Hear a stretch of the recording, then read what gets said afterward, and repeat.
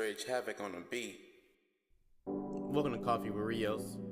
Grab you some coffee, grab you some tea, grab you some water, grab you a little snack, something to eat. You know what I mean? And enjoy the stream. We sipping coffee with Rios. Yeah, we sipping coffee with Rios. We sipping coffee with Rios. Yeah, we sipping coffee with Rios.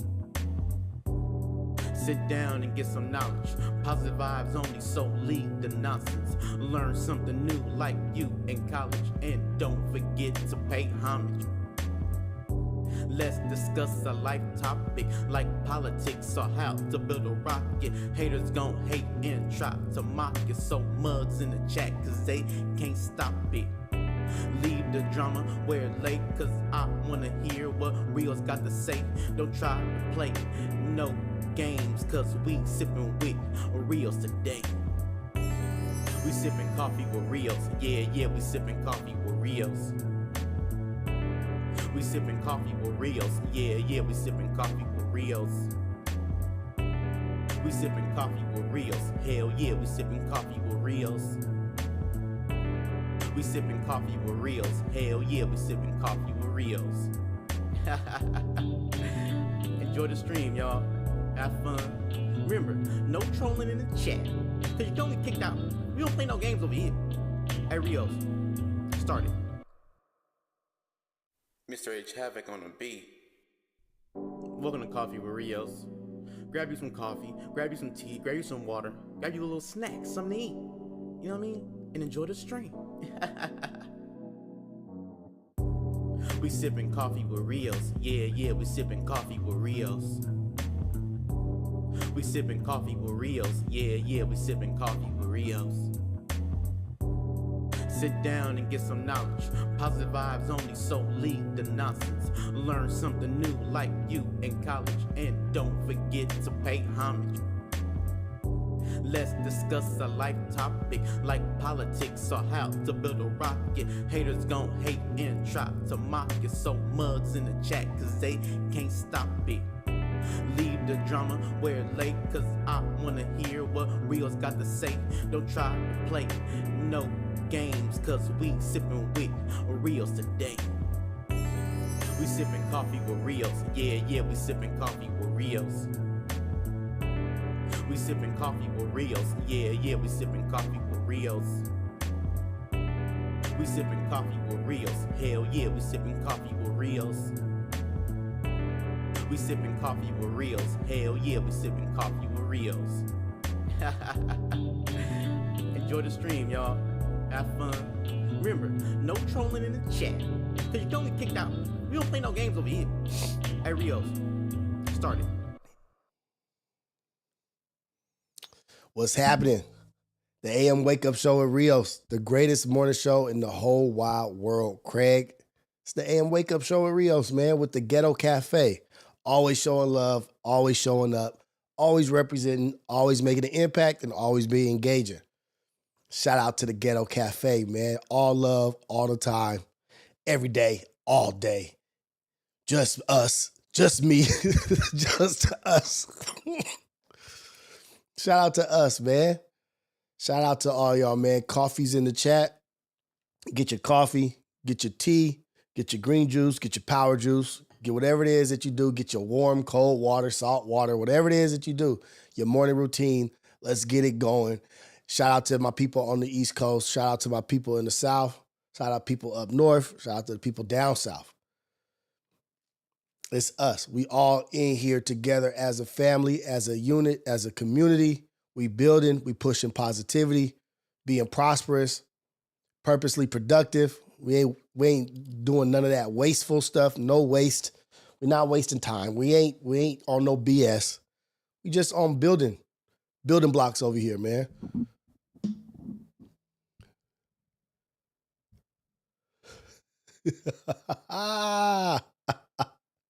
Sunshine Baby.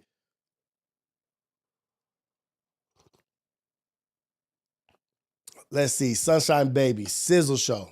Okay, let's get to it. Just because the homegirl, some of the lionesses in here talking.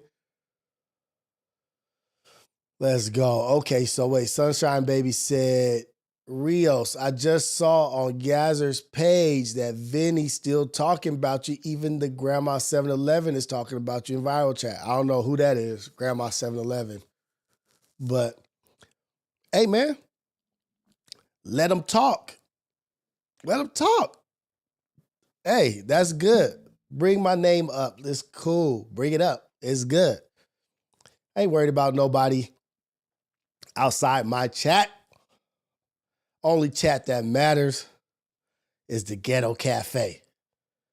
Imagine me losing sleep or sweating over some nigga crying. I ain't worried about it. I ain't worried about it. Oh, man. Imagine people trying to fight people over podcasts that they ain't got nothing to do with. It's all good, man. People, hey, look. This is for the Ghetto Cafe, man. This is for nobody but the Ghetto Cafe. We got to remember, some of these people are super sped, guys. Some of these people are super sped. I'm not talking about special edition. I'm talking about special education. Some of these people out here that are doing the trolling, don't know how to conduct themselves, are immature, lack intelligence, lack emotional intelligence, lack all this shit. On top of lacking all of those things, they also are super sped. A lot of these people got mental issues. We can't be too mad or hold people too accountable to their shortcomings. A lot of these people got shortcomings. A lot of these people are special, cuz. And it's okay. You can't be mad at them. That's how they operate. That's how they operate. That's how they're navigating life right now. More power to them. Prayers out to them because how do they make it this far? God. Because they super sped. You see how they talk, how they lash out. When they get mad, they'll just go to 10. Don't know how to, it's okay. But remember what we said to the SSs. We got the Chevy SSs, the super speds, and the scoring squares. There's we got Camaro SSs and we got Impala SSs. We got scoring squares and we got super speds. It's all right. And we're not judging them. We know that they got issues. What up, Cash? What up, Cool Dad Car Care? How you doing, Cash? We don't know what's going on in their life, how unhappy they are. Like, people, like, I ain't even thought about none of that shit. Like, I'm moving on, nigga. I'm 7 days a week, 3 hours a day. 3 hours a day, 7 days a week. Come chat, nigga. Come chat. Come chat. We an accepting chat over here, man. We're not above reproach, man. Come chat. I chatted up with everybody. Come hop in the chat. It's okay.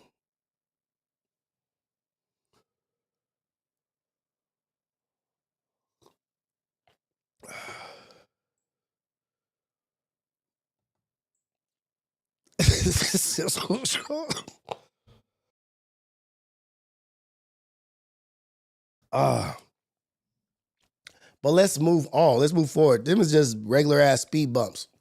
They're not even obstacles. They're just speed bumps. Slow down. Boom, boom. Get over it. We ain't worried about that shit. Nah, I don't want no peace treaty. I don't want none of that shit. I don't want none of that. Nope. We good. We good over here. But shout out to Wayno. Let's shout out Wayno for keeping it real. Keeping it real. Putting a spotlight on some shit.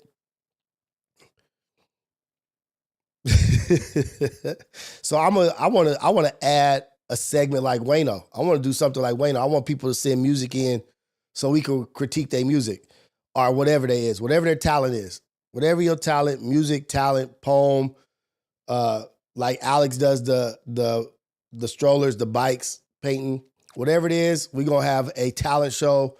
We can't call it the Apollo because the Apollo already exists, but we could call it like something got talent. The Ghetto Cafe got talent. Some shit. But we can start having y'all send y'all shit in and playing y'all music and doing stuff like that. I think that shit's dope. Speaking of music, gotta talk about the homie.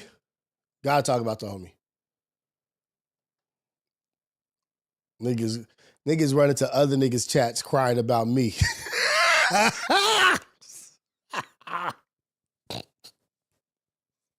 I'm not even gonna do the voiceover for that. We're gonna go to other niggas' chats and cry about me and say this and say that. Come on, man. I'm here, live and direct, throwing boulders.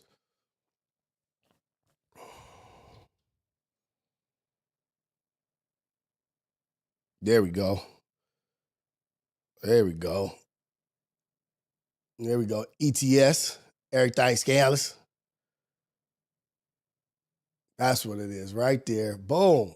I don't know if this shit is out. I tried to find it. I really did, but I couldn't find the whole song.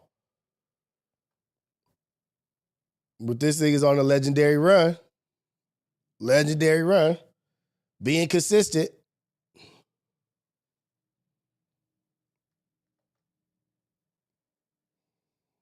I've been spitting flames since my semi-air. Nigga been that corner, it's Kamehameha. They saying he God. Creme de la cream of the crop. I'm comfortable being silent, I can't be what I'm not. Nigga, I've been getting it since the Rivieras.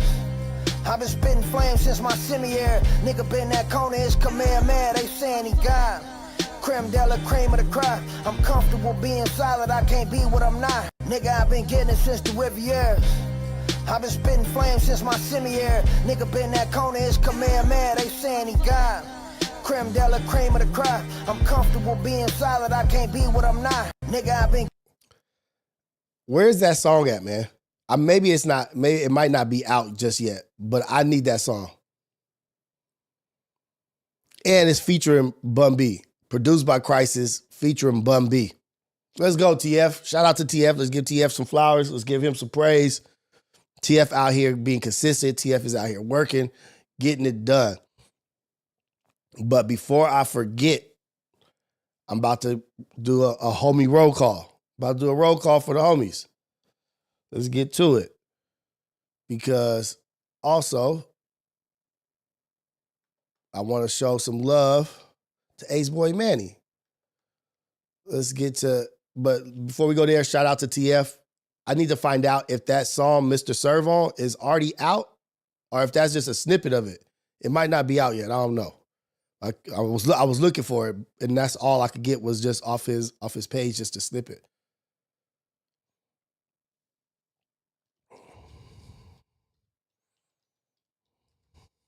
Kamehameha. This nigga be rhyming some cold shit. I was comfortable being silent. Watch out for them silent motherfuckers. Juice. Shout out to Manny doing the juicing. Ace Boy Manny, Chef Manny. Go to his page, check him out. If you haven't already checked him out, go check him out, man. He's doing a lot of cool stuff. I think I gotta mute his thing because I think I'll get a but shout out to Manny, dude. If somebody can, drop the link. Let's go in there, leave a like and leave a comment. Because this is the short video. He has a long form video on YouTube. And he is one of the founding members of the Group Chat podcast. One of the staples on the Group Chat podcast, which is about to be a big podcast, which everybody's about to be messing with. They're going to have a lot of attention.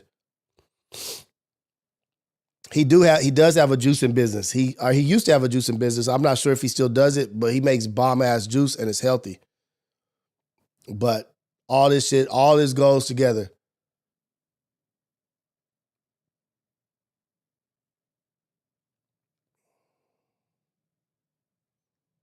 So shout out to Manny. And let me see, I'm gonna pull up another video. See, but he's got music on these things. Manny does this. He really does this. It's like not a joke. Look at him outside. This is the fried rice, I believe. And he does, he drops the instructions, like not the instructions. What do you say for cooking? What is it called for cooking? He drops recipes. He puts the recipes instructions on how to do it on his YouTube channel. What I'm gonna start doing, that's what I'm gonna start doing. I'm gonna start trying to cook some of the stuff he's cooking and put it in the membership channel. I'm gonna do the Manny channel challenge, and I'm gonna start trying to cook the shit that he cooks and put it in the membership. Yeah, thank you, Sunshine Baby. I appreciate you. This Clinton, no, not he does a catering. He has a catering business. He caters. He does everything, not just juice. He does absolutely everything. And he's a sushi chef. Trained sushi dude.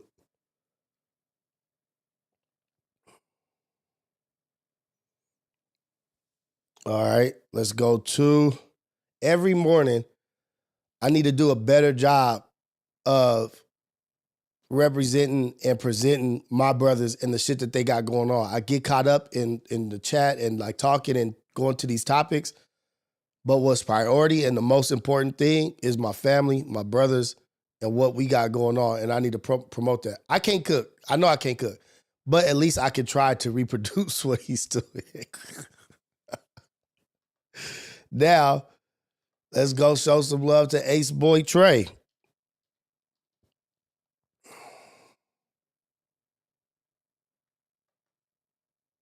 No, that's not him. Too far away. Let me see. Ace Boy, ABWW Trey.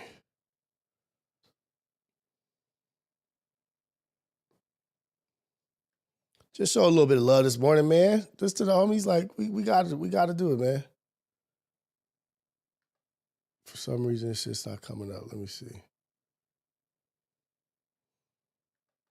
Jose.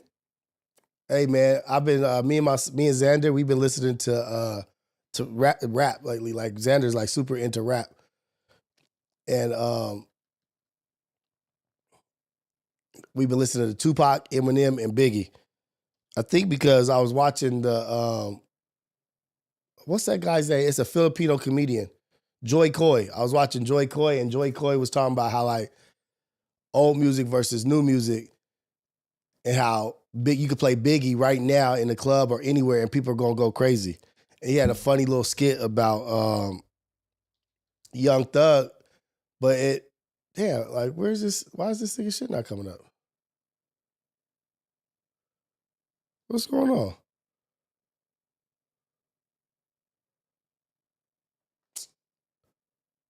God dog it.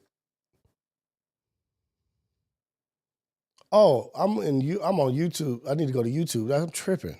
Dumbass nigga. I gotta go to YouTube. I'm sorry, y'all. But Xander's getting into rap music, and he loves Eminem, Tupac, and Biggie right now. So we're gonna start writing lyrics. I'm gonna start helping him write lyrics and get him a little rap going. That shit's gonna be fun as hell.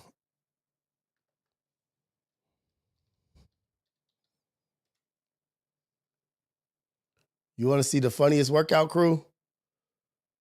The coldest workout crew? These niggas right here. South Central Monster. These cats right here, man.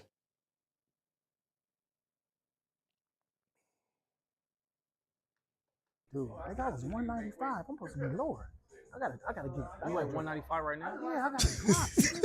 185, right? Yeah, I gotta tell this bozo right here. So you gotta drop. You're the one who told you to stop looking. Oh, my bad, y'all. Dang, I only got it down there. You hard-headed, cuz. Watch me. I love you, watch but me. you hard-headed. Watch me make weight though. I know you gonna make it. Watch me make that shit. Nah, that ain't got nothing to do with it. You gonna make weight, walk home, or get your ass beat? Oh, he said my police hat on. He said that's my police hat. Who wear this besides cops? Y'all go follow Ace Boy Trey on YouTube. I play If you tennis, want the nigga. good dialogue, niggas laughing, Why you got joking, it on? having fun, brother, and fellowship Yeah, and you brotherhood walked in, cuz. is all happening right But you here. got it on. This shit cute. All right here. Nigga, don't be trying to get in between my. Where we at? Go follow these cats, man. Got good workouts going on, and then that's my boy Jabari right there. Monster said, Jabari, Manny, Yeah, ain't no Trey. spinning. This is this right here this morning. This is where I'm gonna be doing some. I'm gonna be showing some love, man.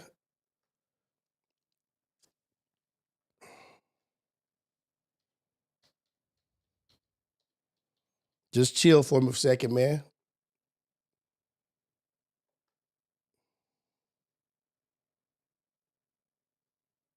Juice say. I don't know if you got any music playing. My life on the line before I ever watch my nigga die. Yep, music playing. Fuck Got it. a chance to kill the one that killed my dog, it might make me cry. Yeah, and that's the truth. I hope you happy about this pain I'm rapping about, that's all you. Learn myself, ain't no man out here show me how to move. Keep my distance, you Let's go, sometimes Trey. don't feel alive. It's zombie mode, but I'm still gonna put my life on the line before I ever watch my nigga die. Face to face, can't you tell that I got empty eyes? I got a chance to kill the one that killed my dog, it might make me cry. Yeah, and that's the truth. I hope you happy about this pain I'm rapping about, that's all you. Learn Shout out to Ace Boy Manny, shout out to Trey, shout out to Said He Said. Niggas in the gym, man, getting it in. Gonna put my life on the line before I ever watch my nigga die. Face to face, can't you tell that I got empty eyes? I got a chance to kill the one that killed my dog, it might make me cry. Y'all go follow. Y'all go show some love on the page. Worried about a fate when I'ma take them on. I done smashed these some niggas that have ranking on. Load the sticks. Let me take the music off just in case. I don't know. Y'all go follow, man. Go show some love. He's just getting it in.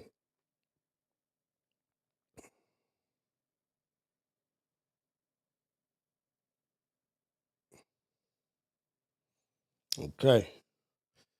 Let's go. But you know what I mean? Like, I have to do a better job of promoting and representing my brothers and showing them some love. Like, I got to do a better job. So, shout out to Ace Boy Trey. Shout out to Ace Boy Manny. Manny and Trey. Shout out to Pun. Just showing some love, letting y'all see what they got going on. I know you guys already know, but just in case there might be somebody in here, somebody that watches this that's not familiar, that's trying to learn how to cook, trying to work out. Those are 2 pages for you guys right there that you could go watch and go check out and get something positive out of it. Now, back to y'all, back to the Ghetto Cafe, man. Yeah, man, working out is very, very important, dude. Like, you got to get your shit, you got to get your body moving and get your stuff going. If I play Mark Nasty, I can't play music really like that. You know what I mean? And I'm not playing no new Mark Nasty stuff.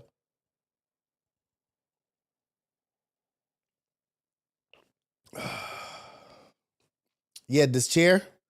Dude, I had to change up my chairs. I'm about to get a new sofa too because it's unfair to be sitting. Them chairs, them sofas is uncomfortable. That look like a quality sofa right there.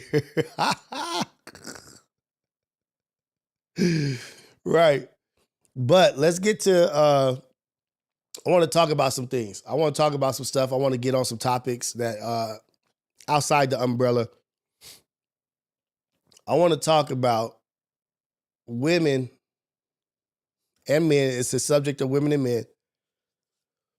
Doug Christie and Jackie, right? I don't know if y'all, I'm sure you guys know who Jackie is. She was a girl from Basketball Wives. And Doug Christie used to play for the Lakers. He's a coach. He's coaching now. But she was getting a divorce from Doug Christie, and she was asking for $300 million. $300 million. Like, what could you possibly do in this marriage to where you think you deserve $300 million of my dollars? Kanye West pays $200,000 a month, the highest child support in the nation. I think he pays the highest child support, $2.4 million a year or something like that. But Jackie went after Doug Christie for $300 million. What up, Street Profit TV? I see you up in here. What up, GFS?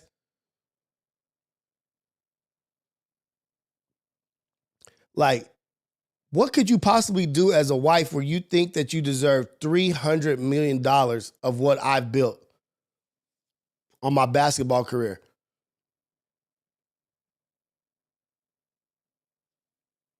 No, Relatable's not over.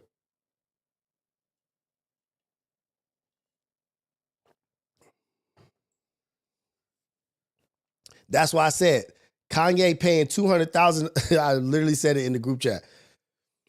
And Puz said it too. Oh, I see why the nigga's going crazy. You have to pay $200,000 a month for child support. $2.4 million a year to one of the richest women in the world. Kanye has to pay $2.4 million to one of the richest families in the world.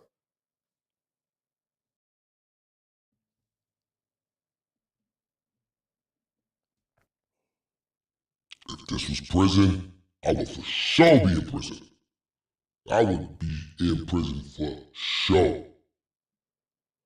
Nigga, imagine paying that to the richest people in the world, $2.4 million a year to the richest, one of the richest families. But let's get to Jackie's weird ass. Like this.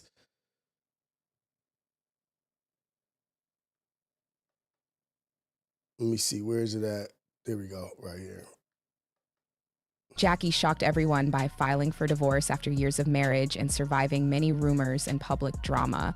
Not just any divorce, she was requesting an astounding $300 million from Doug.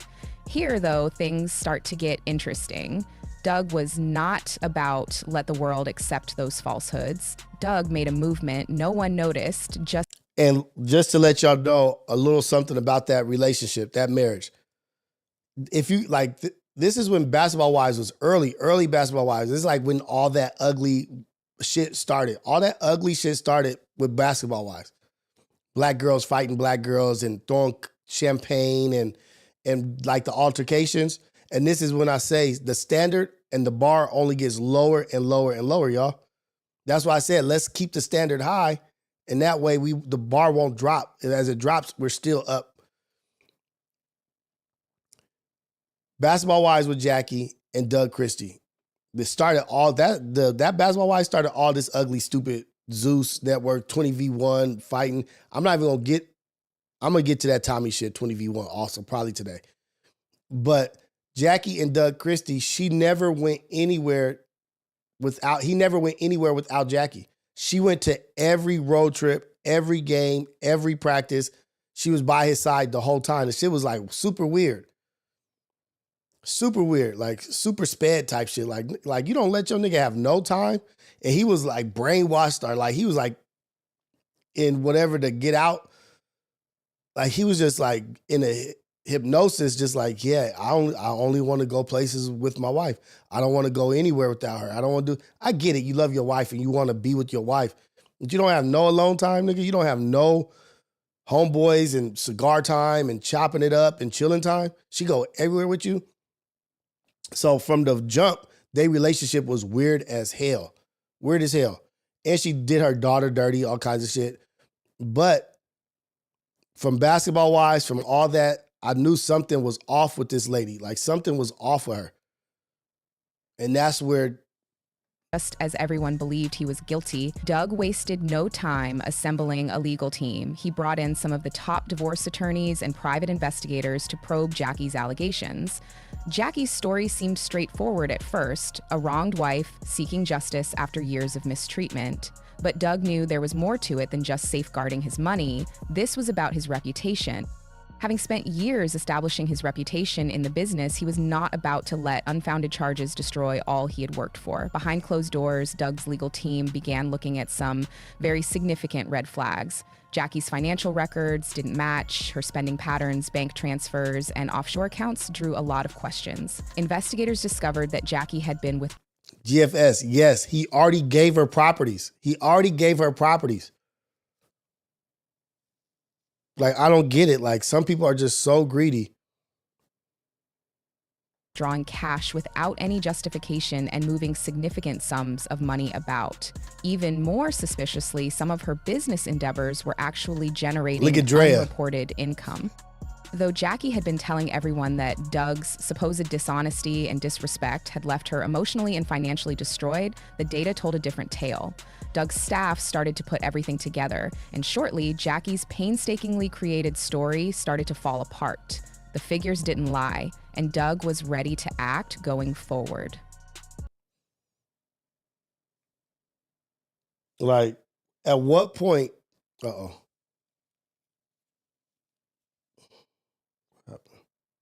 My bad. Oh, here we go. My bad, y'all. At what point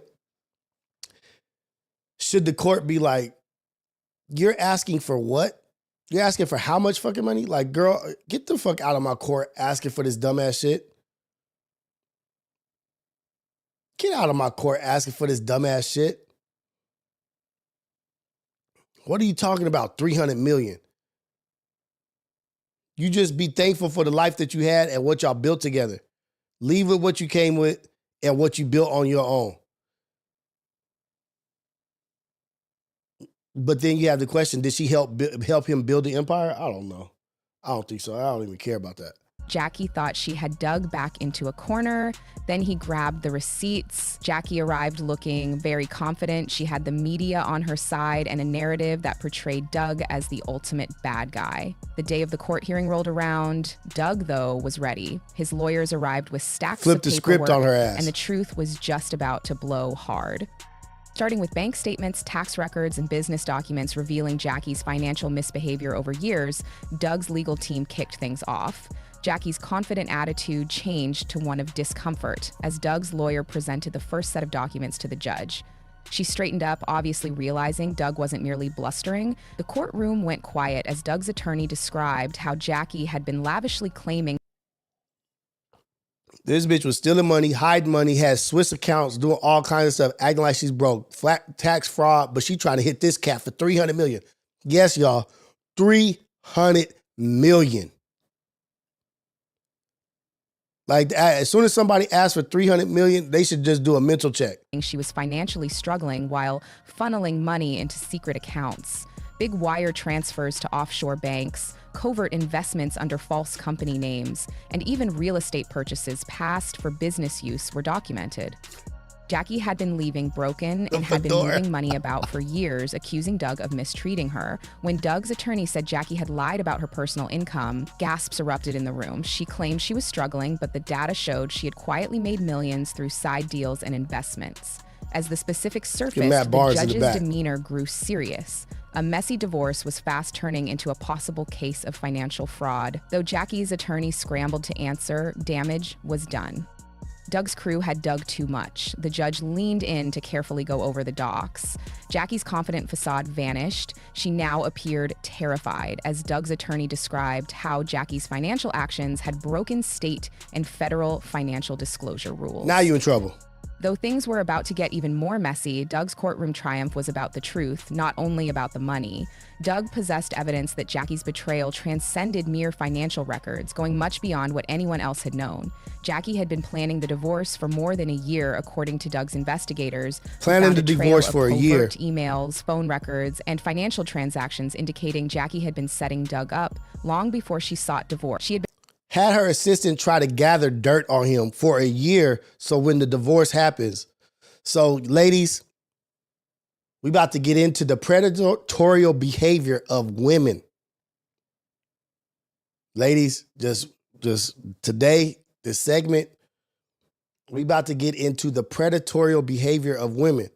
I know we've been talking about a lot of things, but this is one that we have not talked about. We talked about the grapes and the essays to young men, but we're not talking about the predatory nature of women going after men with money and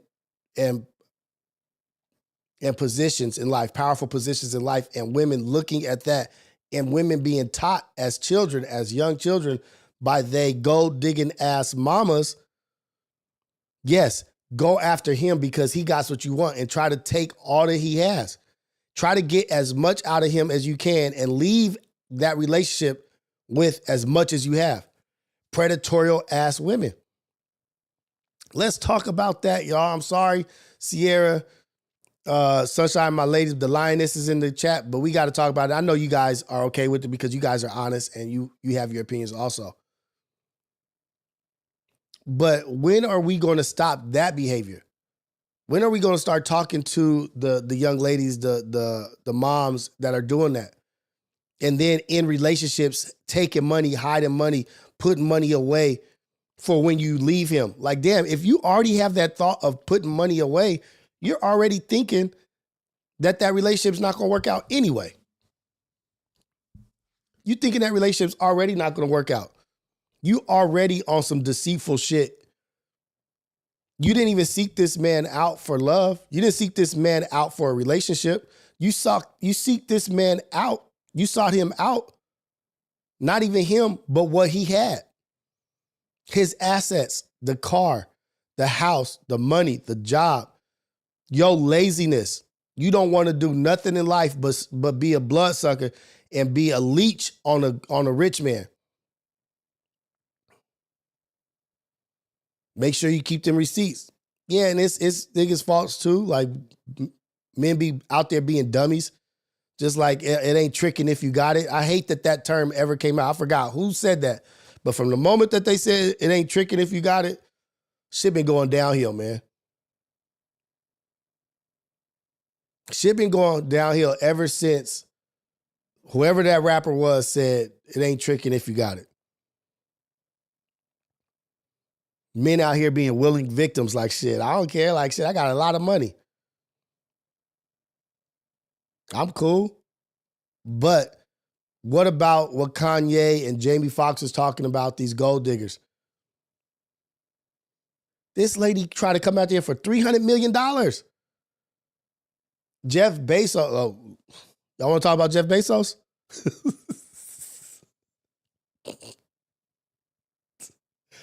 Jeff Bezos was so rich.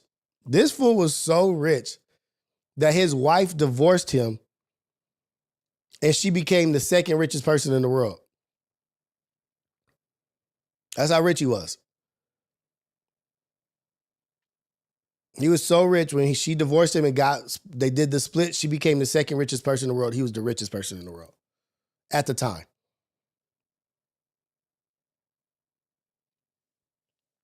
Talking about got these women say, I forget who it was. Some girl was talking about if he ain't buying me stuff and he ain't doing this and I can't be with him for a date, just for a date with them. If you ain't spending this much money on a date, I can't deal with you. I can't be with you if you ain't buying me a purse or this and that.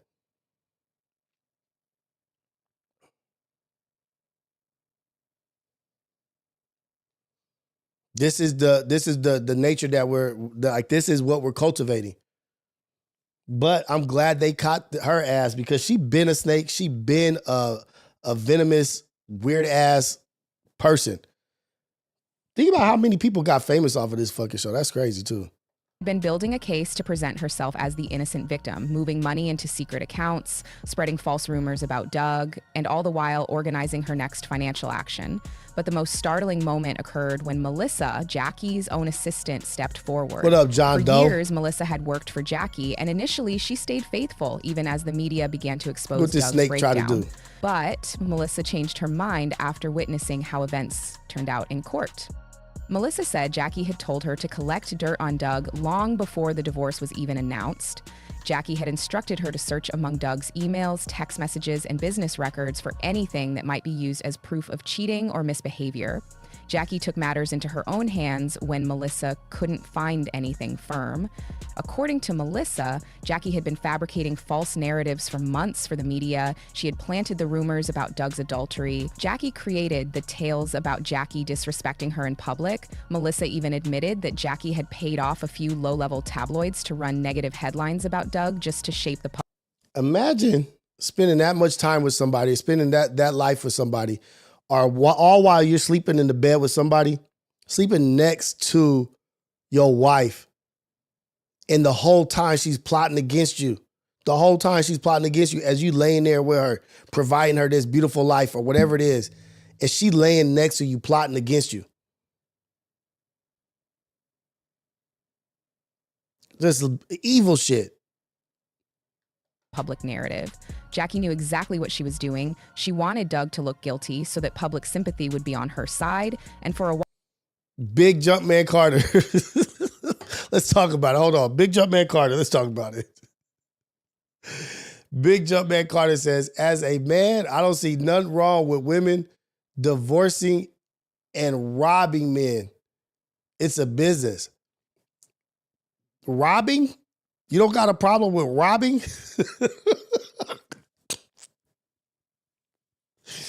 Yeah, just because it can happen, it doesn't make it right. You don't have a problem with them robbing niggas? Like, I have a problem with businesses that rob their partners. Like, you shouldn't be robbing your partner. That's whack. Yeah, protect yourself. But I definitely got an issue with it. Like, come on. Like, all fair in love and war? That's like kind of that mentality. Like, all is fair in love and war? Maybe. But it don't make that shit right. Like, you cannot do that. Like just even using the word robbing. Yeah, I'm okay with women robbing niggas. Like, what if the roles was reversed? Like, everybody had a shit fit when Britney Spears dancer took half of her shit. Or when men do it to women, they lose their shit. Y'all lose y'all shit when somebody come and try to get J-Lo money. Or somebody try to get a rich woman's money. Y'all lose y'all stuff. This is just so unmanly. This is just low-level beta activity. Why is he coming after what she earned? If a man does it, it's a problem. Mary J. Blige. It's an issue. But when women do it to men, we as men like, yeah, man, like, it's all that dumbass nigga. No. Change this shit. Like right now, if my wife, like, I don't give a fuck. Like, I don't give a damn. This is how my wife got my kids and this day. I want them to have everything. I feel like I could build whatever. But God, dog, like, do you think that she should come out to 300 million, big dog?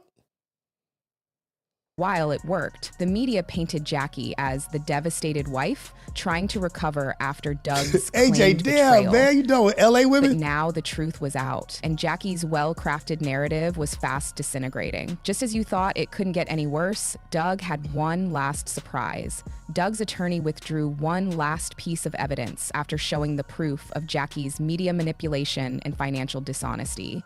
A folder that would change everything. The courtroom went quiet as the attorney handed the judge the folder.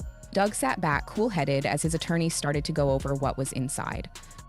This dealt with sabotage, not only with secret bank accounts. Within the folder were correspondence between Jackie and some of Doug's toughest commercial competitors. Jackie had been feeding sensitive business information to his rivals behind Doug's back, according to the emails. Good point, no, big jumper. Doug's rivals were Jumpman contracts, client lists, even product strategies, all while Jackie was posing as the devoted wife. As the judge went over the papers, his face grew somber. Jackie's attorney sat motionless. There was no defense for this. The betrayal was professional and financial as well as personal. Jackie had crossed legal boundaries, and today the consequences might include criminal charges. Doug got up, changed his jacket, then turned to Jackie. Jackie's face was pallid. Her confidence vanished totally. Doug had revealed her not only as a grudging ex-wife, but also as a deliberate manipulator who had been playing the long game all along. Yes. Doug's last blow had shocked the courtroom totally. Unquestionably, Jackie's It's a W for the guys, man. It's a W for the guys. Sabotage had evidence. The judge sat in silence for a moment, closely going over the paperwork before speaking. His comments were straightforward and firm. Given the nature of this evidence, the case will have to be re-examined. Additional inquiry on possible financial fraud and conspiracy will be required. Let me give a shout out to whoever this is. Spill Tea. Spill Tea. That's where I'm watching this video from. I want to give him credit. Because whoever this girl is giving the information or however she's doing this, doing a good job. Like, she giving great detail, like, really, really good job. Spill Tea. I think I'm gonna have to subscribe to them. Subscribe. Boom. That one sentence changed everything. This was no more just a messy celebrity divorce. Now it was a possible criminal case. Jackie was seeing her attempt to get a huge $300 million payout fall apart. Her spousal support claim was in danger, but she might also be looking at legal charges for corporate espionage and financial fraud. Jackie's expression froze in incredulity. Her attorney sat motionless, knowing there was no way to turn this around for her. Doug had lately turned the whole story around. Doug followed his legal team, his head raised high, the courtroom door swung open as they walked out with quiet confidence. Doug had not only preserved his wealth, but also his name. He looked like a man who had recovered control of his life for the first time in months. But Jackie's was breaking hard. The fallout started almost immediately while Doug's reputation was growing. Headlines on the courtroom bombshell flooded social media. Major news sources covered Jackie's alleged financial fraud and manipulation, and the public sympathy Jackie once savored vanished overnight. Crocodile Backlash tears and that flooded her sympathy Instagram shit. comments. That's the Once other supporters thing. of her were now The fake crying, the fake tears, and this and that, and they be a whole ass monster behind closed doors. They be crying, losing their whole shit, and then open the door, go in the bathroom, and be like, gotcha, bitch. Like, I can't. Some of these people, man, get you a prenup, like Big Jump Man said. calling Get her you a a prenup, liar man. and a gold digger. And previously supporting Jackie, influencers and celebrities remained silent. Even big companies that had teamed with Jackie started to distance themselves. A few of her sponsorships were quietly canceled following the courtroom disclosures. Jackie's PR team worked to minimize damage, but the evidence was too strong. Online images of the emails and financial records were spreading, and even Melissa's admission that Jackie had been fabricating false narratives about Doug had found their way into the media. Now public knowledge was the betrayal. There was no going back from it. Doug let the facts tell themselves. He managed the aftermath with quiet confidence. He did not go on a media tour or offer protracted interviews. Good for Doug already Christie, won. man. He was not interested in retribution. Paparazzi caught him leaving the courtroom and only gave a quick nod to the cameras before getting into his car. The tale does not stop there, though. Jackie's legal problems are far from resolved. That's what she gets. You try to come after a man for all his money, and then that shit flips all the way on your ass. Flips all the way on you. That's what she gets. Good job for the exposure, the revealing of her greedy ass nature. And it's a lot of women out there like that. We got to teach these young men about these, what do we want to call them? These succubus, these leeches, take everything from you and then just leave you for trash. Go get your prenup. Every basketball, like, you know what it should be? It should be in the NBA, in the NFL, in all of those things. It should be in the contract of whatever contract that they sign, that they have to have a prenup as a married man. They have to have a prenup as a married man. Like, nope, you can't sign this contract if you don't have this signed. Because there's too many women out here getting over, man. Just straight up getting over.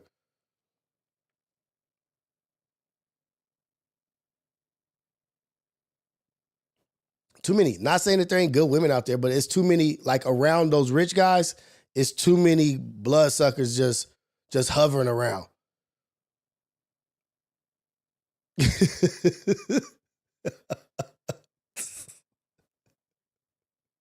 Ash, what was that? Ashley's? I'm sorry, I'm probably saying it wrong. Alicia or some Ashley's. This was 3 weeks ago. This was 3 weeks ago. Why you hate men? Like, why we can't be okay, Ashley? Like, why we gotta hate women? Why we gotta hate women? I don't hate women. I'm just bringing up this type of woman, the gold digger woman, the one that's trying to take everybody. Ash Leeches? Is that what it is? Ash Leeches? Damn.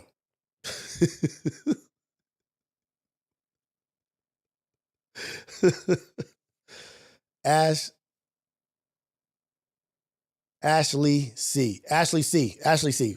Shout out to Ashley C. My bad. I'm blind, illiterate. I did not mean to murder your name like that.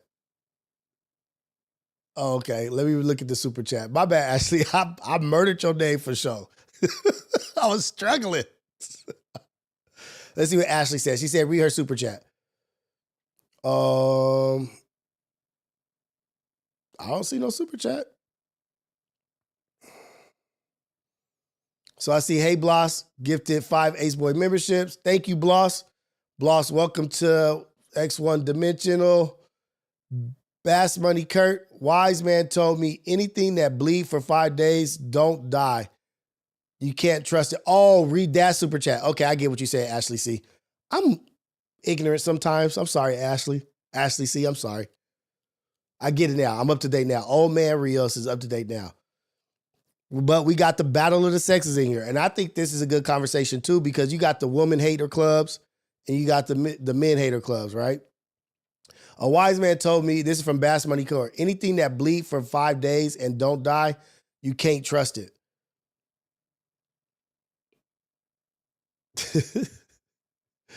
Let's talk about that before we go to big man big jump man Carter. So anything that bleeds for 5 days and doesn't die, you can't trust it. Now, I'm not a believer in that. I'm going to flip that and say anything that can bleed for 5 days and not die is a beast, is a weapon, is a tool, is something strong. God made the female body so incredible. I talked about this just recently. The female is such an incredible species, the human female, that, yeah, they can bleed for 5 days, some longer, and still not die or whatever, every month. But the miracle of the female body is what we need to look at. Like, God created a miracle in the female's body, right? And that shit is a trip. I've heard that say it too. But it's what you do, it's how you treat your woman. It's what you do with your woman to how you can trust her. Like, you can't trust no woman that you don't treat well and that you're not doing the right thing with. Yeah, like, not everybody is not trustworthy. But that's too general. That's too much generalization right there. Too much generalization. But that's like a catchy thing that people say. And I get what you say, Ashley. But I think he was just joking. Like, just a little troll. Like, he don't really feel like that. But that's true. If we don't bleed, you niggas wouldn't be here. That's for sure. But then we could say, if we didn't bust a nut, you wouldn't be here. You know what I mean? Like, we need each other. We all need each other. Yes, women have to go through a rigorous performance, a rigorous 9 months, and giving birth is a miracle in itself. But we both need each other. But Ash, I want to ask you though, what about let's talk about the predatory behavior of women. Because I don't think it gets talked about enough. And then when a man loses his mind or a man crashes out, loses his mind because of how he's been duped or how he just thought someone loved him or was there for him, and you just wanted my money.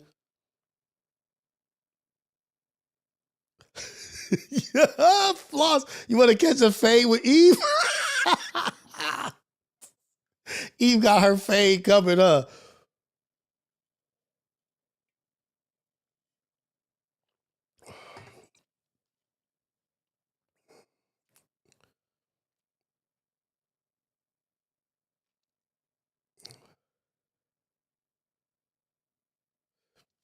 That's a good point. Hey, let's go. We going at it in the comment section. Let's go. We got a hot topic up in here. Battle of the sexes with Rios. This Clinton said he got the answer. Oh, we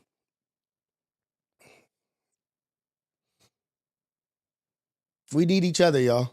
But we have to be smart. Protect yourself. Let's get the prenups. Let's get all that going.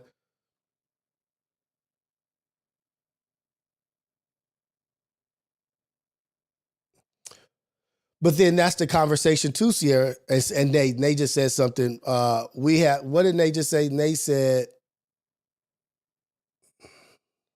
something good. She had a good point. But I have a rebuttal to that, Sexy Nate. We don't have to keep you, right? Like they say, we don't have to keep you.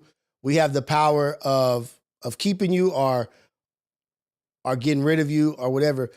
But how do you feel if a man is like, I don't want the baby. I don't want any responsibility as a man of that child when he finds out you're pregnant and he says, do you think the man should be able to be like, nah, man, like that's on you. If you want to keep that baby, that's on you, not on me.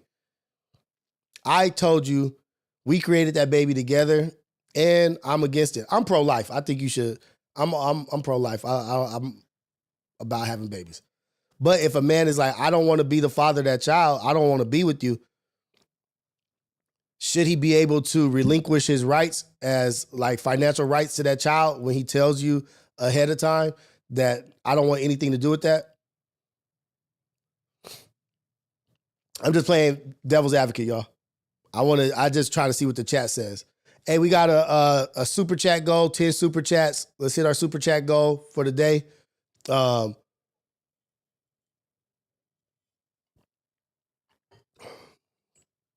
But if you have the right to keep the baby, but on the flip side, if the man is like, no, I want the baby, I want to keep the baby, don't abort the baby. But the woman can say, nah, nigga, I don't want this baby. Boom, gone. All the power is with the woman. The man could plead and get on his knees and cry and plead. Like, have the baby. I'll just keep the baby. You don't have to have nothing to do with it. I'll keep the baby. But the woman still has the power to say, man, fuck you. This is done. I'm over with this.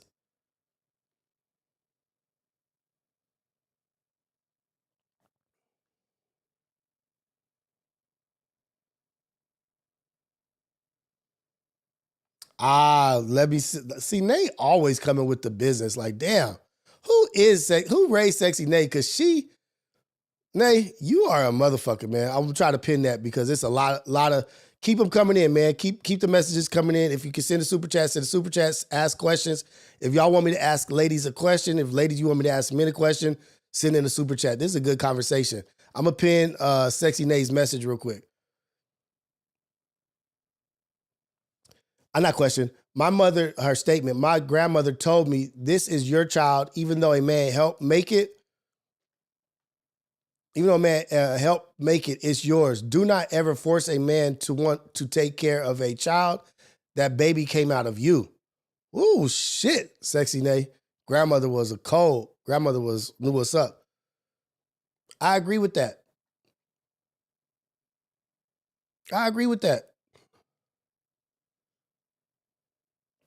But the thing is, though, but you can force somebody to. You can put somebody on child support. It's women out here. I knew a girl, I'm not going to say no names. She has 6 children. 6 children, and she looked amazing.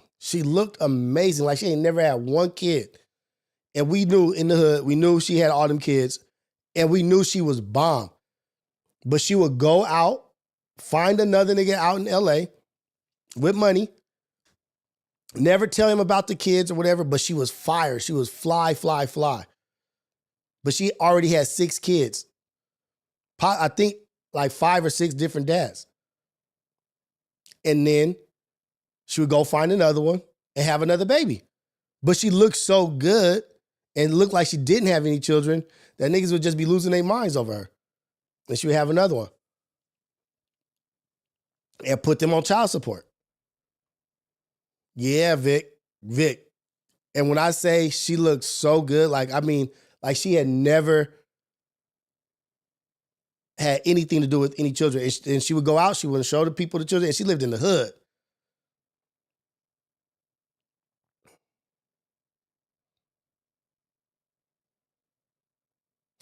Hey, and I'm gonna tell y'all this Clinton, I ain't never seen her work out a day in her life.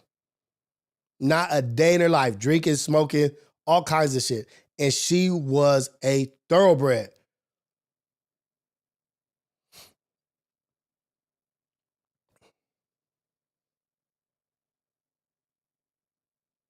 Okay, let's see what let's read this other super chat. We got, let me read it. Hold on. I see you, Bass Money.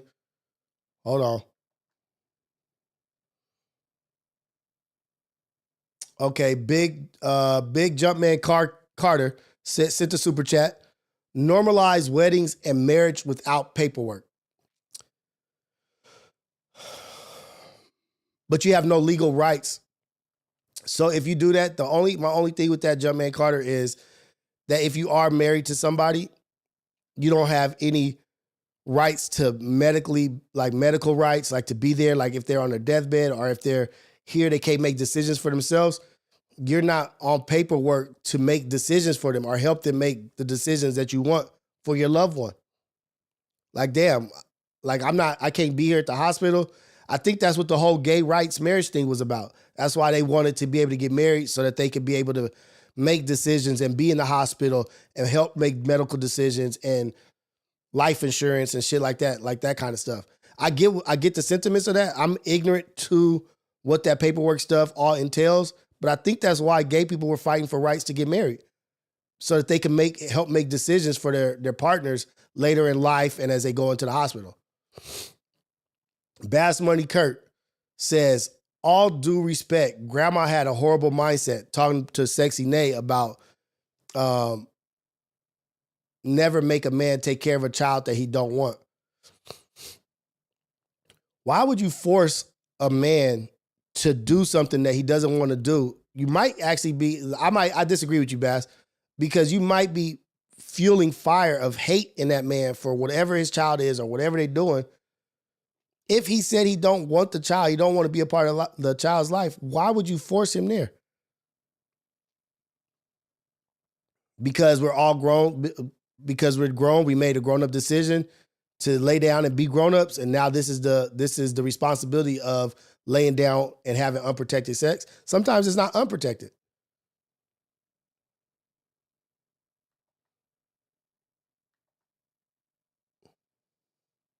Chat going crazy.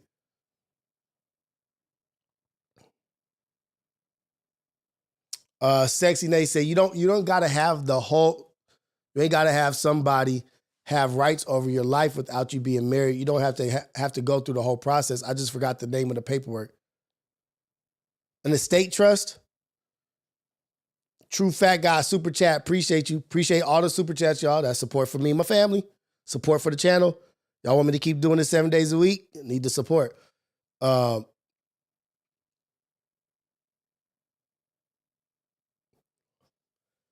Ashley C. Hey, y'all coming with it right now, man. Deal. Let's go. This segment is called Battle of the Sexes.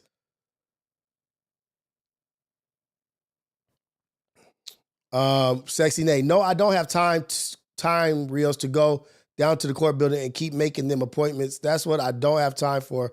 Us like something extra. I have to do on my daily schedule. No, I'm not sure what you're talking about, Nate. I wasn't saying anything to you.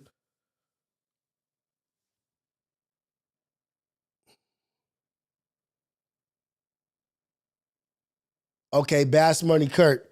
Bass wants to call in. Let's do the call in. Let's get some call-ins. I want to get some female perspectives and I want to get the homies' perspectives too. So Bass Money, go ahead and call in. Let me get this going. Hold on.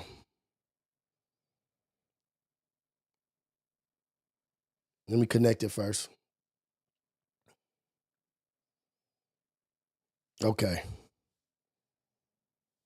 All right. Go ahead, let's get your call in. Get your call on. Hey, I didn't even get to talk about Missy Elliott at Coachella, cuz. Hey, I love Missy Elliott, man. Call in, Bass Money. Anybody that wants to get their narrative off, call in right now. Send a super chat, call in, whatever it is. Whatever you want to do. It's getting hot.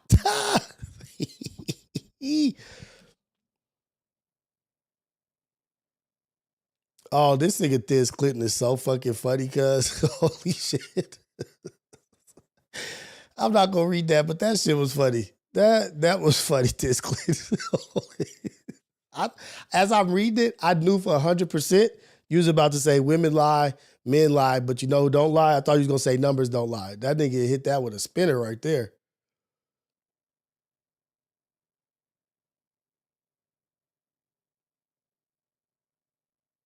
Super duper fly. Yeah, man, she killed it. Like she came out as a transformer.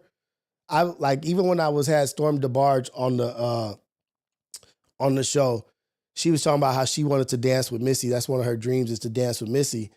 And I had forgot all about how cracking Missy was. Super duper fly. Like, oh man, like her music videos and her dancing and her like Missy was the shit. I don't know what happened to her, but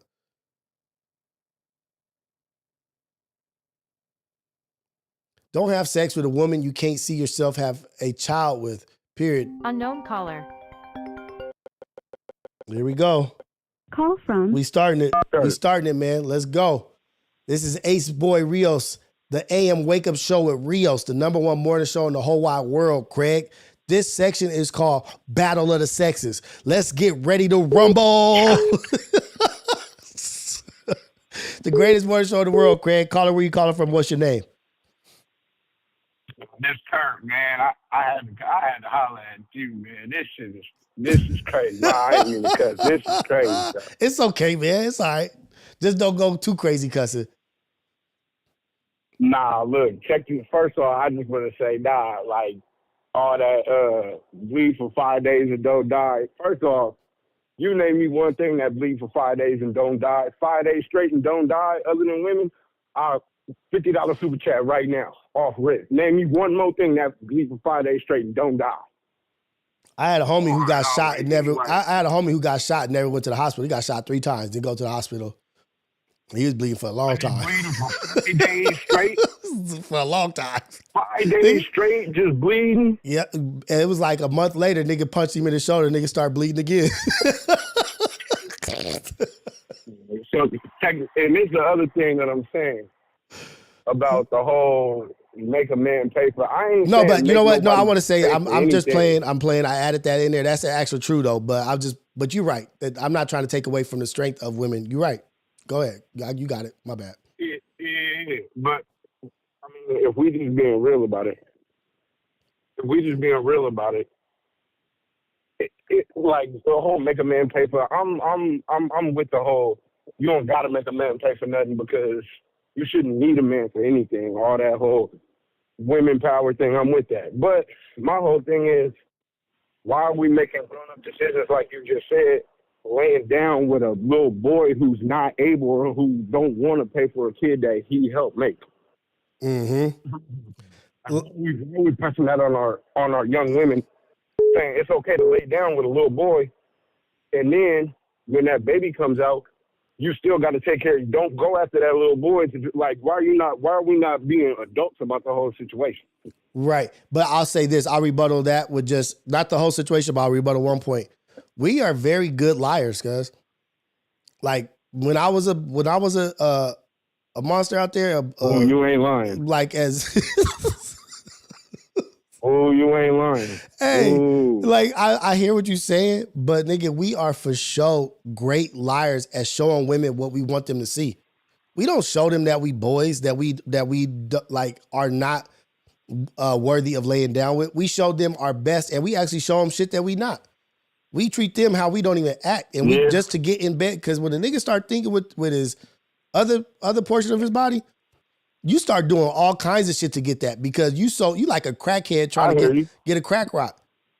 You just gonna do anything. You gonna perform, and little boys is gonna act like men. Little boys know how to act like men. They just don't know how to be men. So they fool the woman. Little sisters. You know what I mean? I got little sisters, and I got a daughter and shit too. So my whole thing is, as a man, I gotta show my daughter that this is not what's it. You know what I'm saying? Yeah. This is not what, like, you don't lay down with no little boy. You don't lay down with no little boy. And also, it's like we have to talk to our children more about themselves than other people. You know what I mean? Like, let me talk to you about you and how valuable you are and how important you are. Like, fuck, I'm going to speak so much life into you. I ain't got to speak about these other niggas. When somebody shows you they cards, they show you their hands, you need to value yourself enough to where you like, nigga, like, Nah, I need to see who you are and really experience life with you before I lay down and get here and do this with you. You know what I mean? Because it's gonna be, there's gonna be people out there that you're not gonna be able to protect your children from, as in like, I'm gonna give you every skill so that you could point this out and you could see it from afar away. No, you're not gonna be able to do that every time. You're gonna have to instill in your child value in themselves to where they are going to make people work to obtain what they have. Some people are willing to wait 2 weeks. Like, oh, I'll fake it for 2 weeks. I could keep up the facade for 2 weeks, but if you make somebody actually work for who you are, work for what I got, you're going to have to prove to me that you deserve this. That's where it is. Yeah. Because niggas will move on. Niggas will move on to the next. Like, oh no, she tripping, cuz like I want to do all that. Exactly. Because I don't like this whole notion where it's like men will do something and then women have to pay for it, or women have to kind of have to deal with whatever they got to deal with down the road, whatever as far as the baby. But it's like, it takes two to tango, dog. Like, if you don't open your legs and that baby doesn't come out. I mean, not to sound crude or nothing, but like, no, you're right. You gotta have like it's on both sides. We can't just pin it on the men and be like, hey, don't worry about this man. Don't force him to take care of you. This and that and this and that.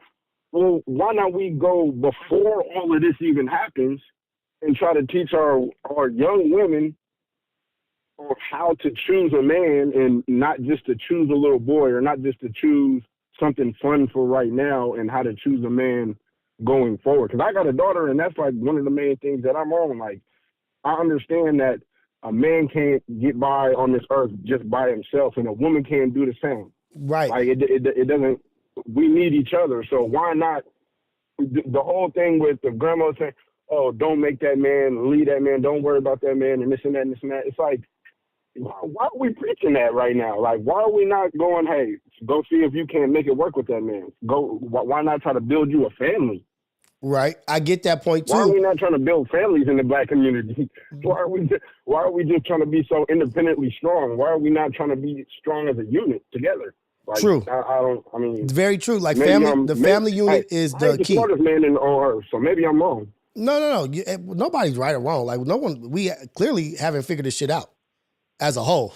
Like, so we're trying to figure this shit out as we go, right? Like, we see that the example is family, right? But shit keeps changing and shit is moving. The world is changing or whatever. But it's to the point where it's like, we always focus on the woman, raising the woman right. Why are we not raising the boys right so that they not boys? Why are we not raising the men correctly so that the ratio is 90 to 10%, or is so apparently obvious that this nigga is a boy that women can see? Like, we have to also take accountability for our behavior. And you know why we have to take accountability for our behavior? Because I know who I was and I know what I used to do. And like, I was a predator. Oh, you know, God. A manipulator, predator, knowing damn well I have no intentions that I want to be with this person, or that I have this, like, it's like, I just want one thing. And now maybe real bad person out here. Real bad person. But maybe people are being honest. Bad person out here. Right. And then sometimes women think that they could change a man. You know what I mean? Like, oh man, like I'll change him. I'll be able to change him. It's a whole bunch of shit and a whole lot of reasons why we are where we are. But if we get down to the bare minimum of it, like, let's raise our children, boys and girls. And let's stop blaming each other. Right. Let's stop blaming each other. Why not come together? I mean, shit, that's what the other communities do. Why not the black community? Why we can't do that? Man, we got to hold each other accountable. Hey, thank you for the calling, man. Appreciate you. I'm going to holler at you. You be cool like you be. Hey, man, blessings to you and your family. Next caller, call in. That was good. Now let's hear a female's perspective. Now let's hear what a woman has to say.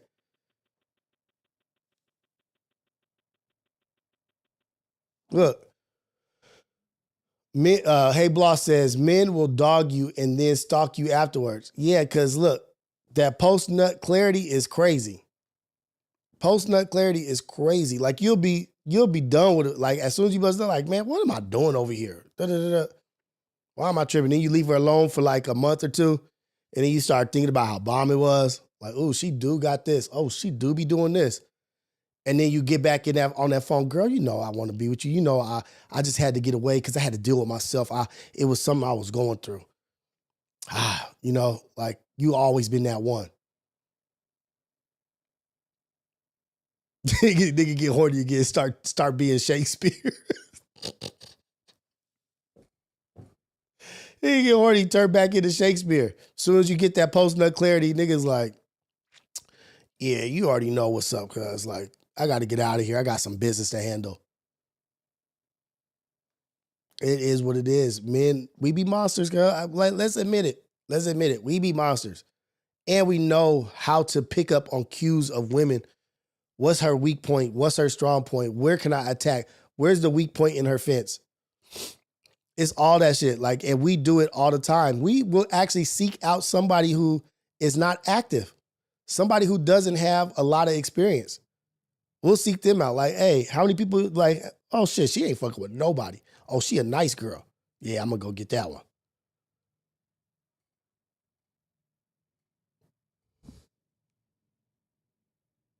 This is the AM Wake Up Show with Rios, the #1 morning show in the whole wide world, Craig. Caller, where you calling from and what's your name? Ashley, Los Angeles, California. What up, Ashley? Los Angeles, California. What's happening with you? I know, I hear my voice. I'm like a little valley voice. Let's go. I'm from Watts, though. I'm up here. I'm like, California. Wait, is this Ashley C from the chat? It is. Okay, what's up? Let me apologize first off about murdering your name like that.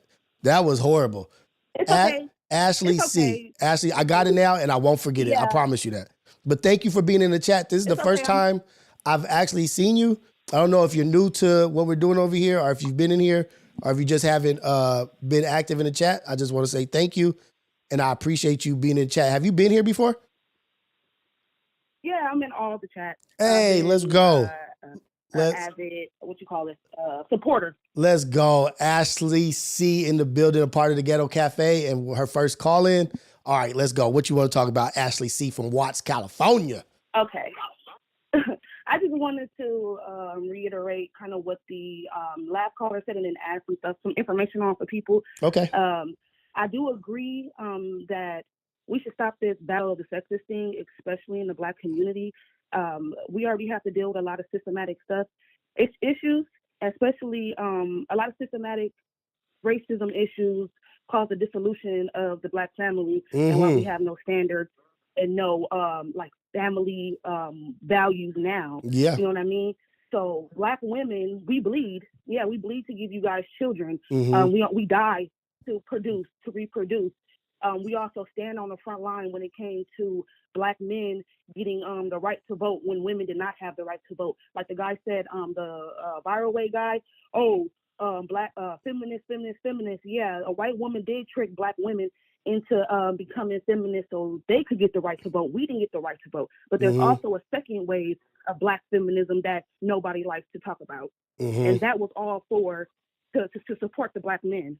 Black women supporting Black men and Black men supporting Black women. We need to get back to that. Right, and that's been a constant from history. Yeah, that's been a constant from history. Like people like to say, Black women are bashing Black men or whatever, but along the lines of history, Black women have always been supporters and the backbone. You know what I mean? Like, because Black women see how bad Black men get treated, right? And then they have to put up with the attitude, the pain, the hurt of the man at home. Black women have always been here, like as the backbone supporting us. You know what I mean? But it's just we've gotten away from needing the support from each other. Like we feel at this point in life, we don't need each other.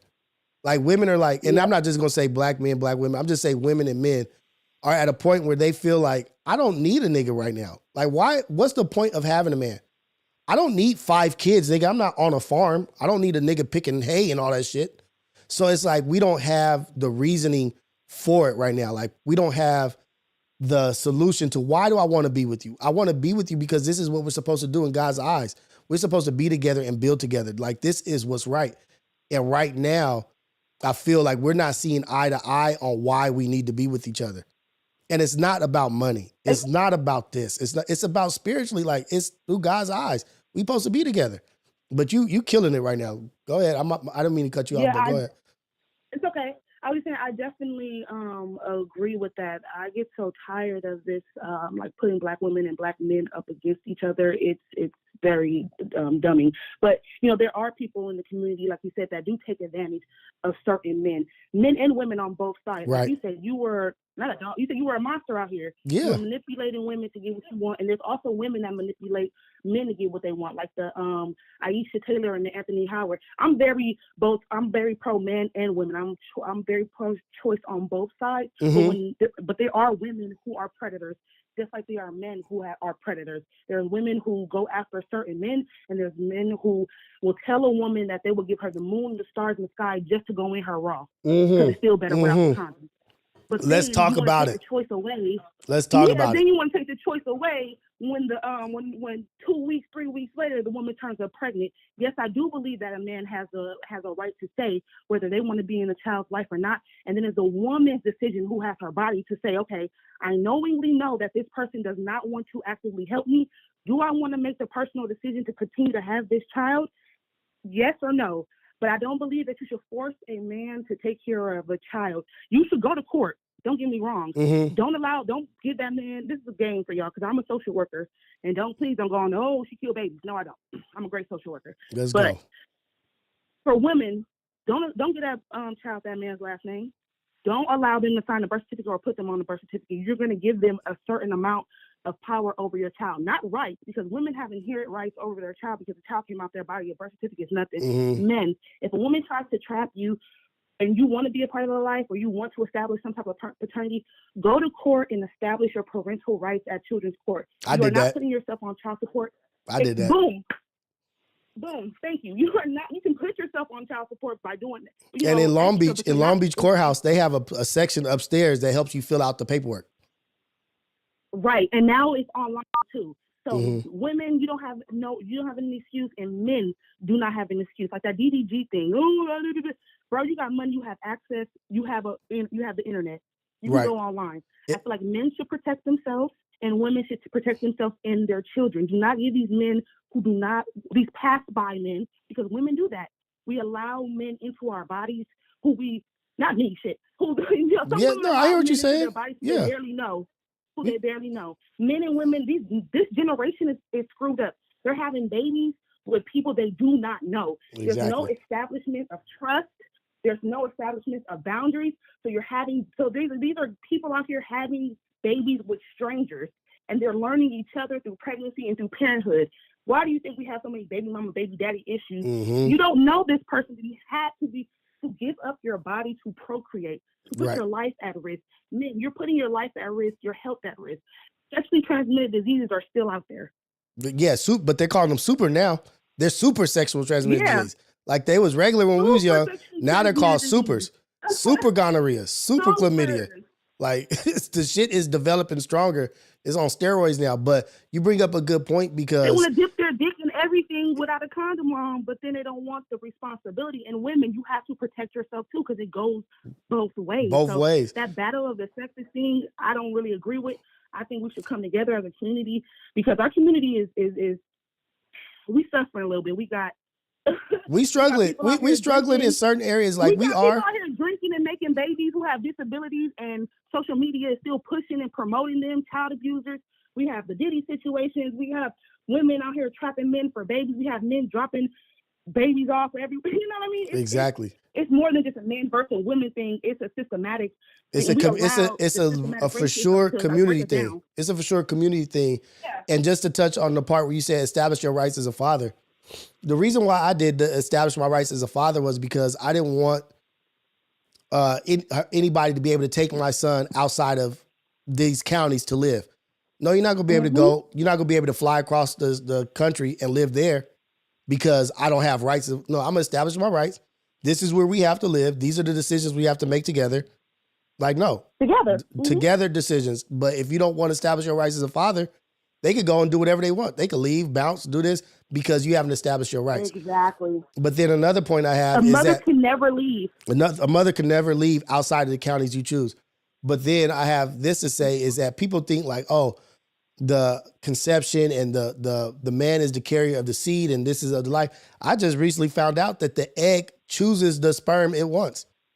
Yes. I used to think it was the sperm that was the strongest sperm that got there first or whatever that made it through. No, it's the egg literally makes the choice from the women start making the choice from the beginning. The choice to lay down with you, the choice to choose which sperm they want to create with. It's crazy. Like the female body is nuts. So, but the you female on body point. is amazing. So the female body picks the most healthiest sperm because men, you got to remember too, keep yourself healthy because you have something called acidic sperm. Acidic sperm comes when, you don't eat right, you drink, smoke, whatever the case may be. You don't wear the right type of underwear, circulation. Anything can mess up a man's sperm count. But yes, you are right. The egg chooses the most healthiest sperm and the egg can reject the sperm. So all the men are saying, oh, well, you can't have a baby without me. Well, technically it's 2025 and we can.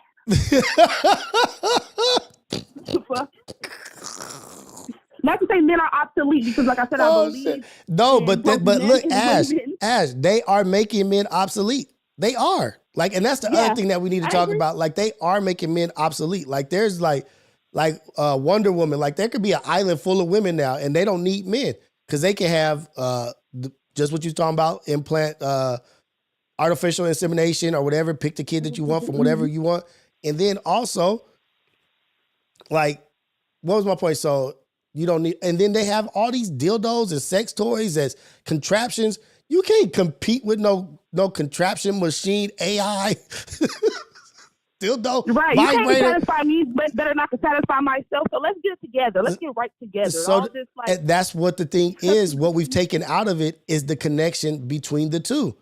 That's what has been taken out of it is like you feel sexually satisfied. How do you feel sexually satisfied? Oh, it's just sex. It's not making love. It's not like coming together as two to become one. It's really like you just trying to get your nut off.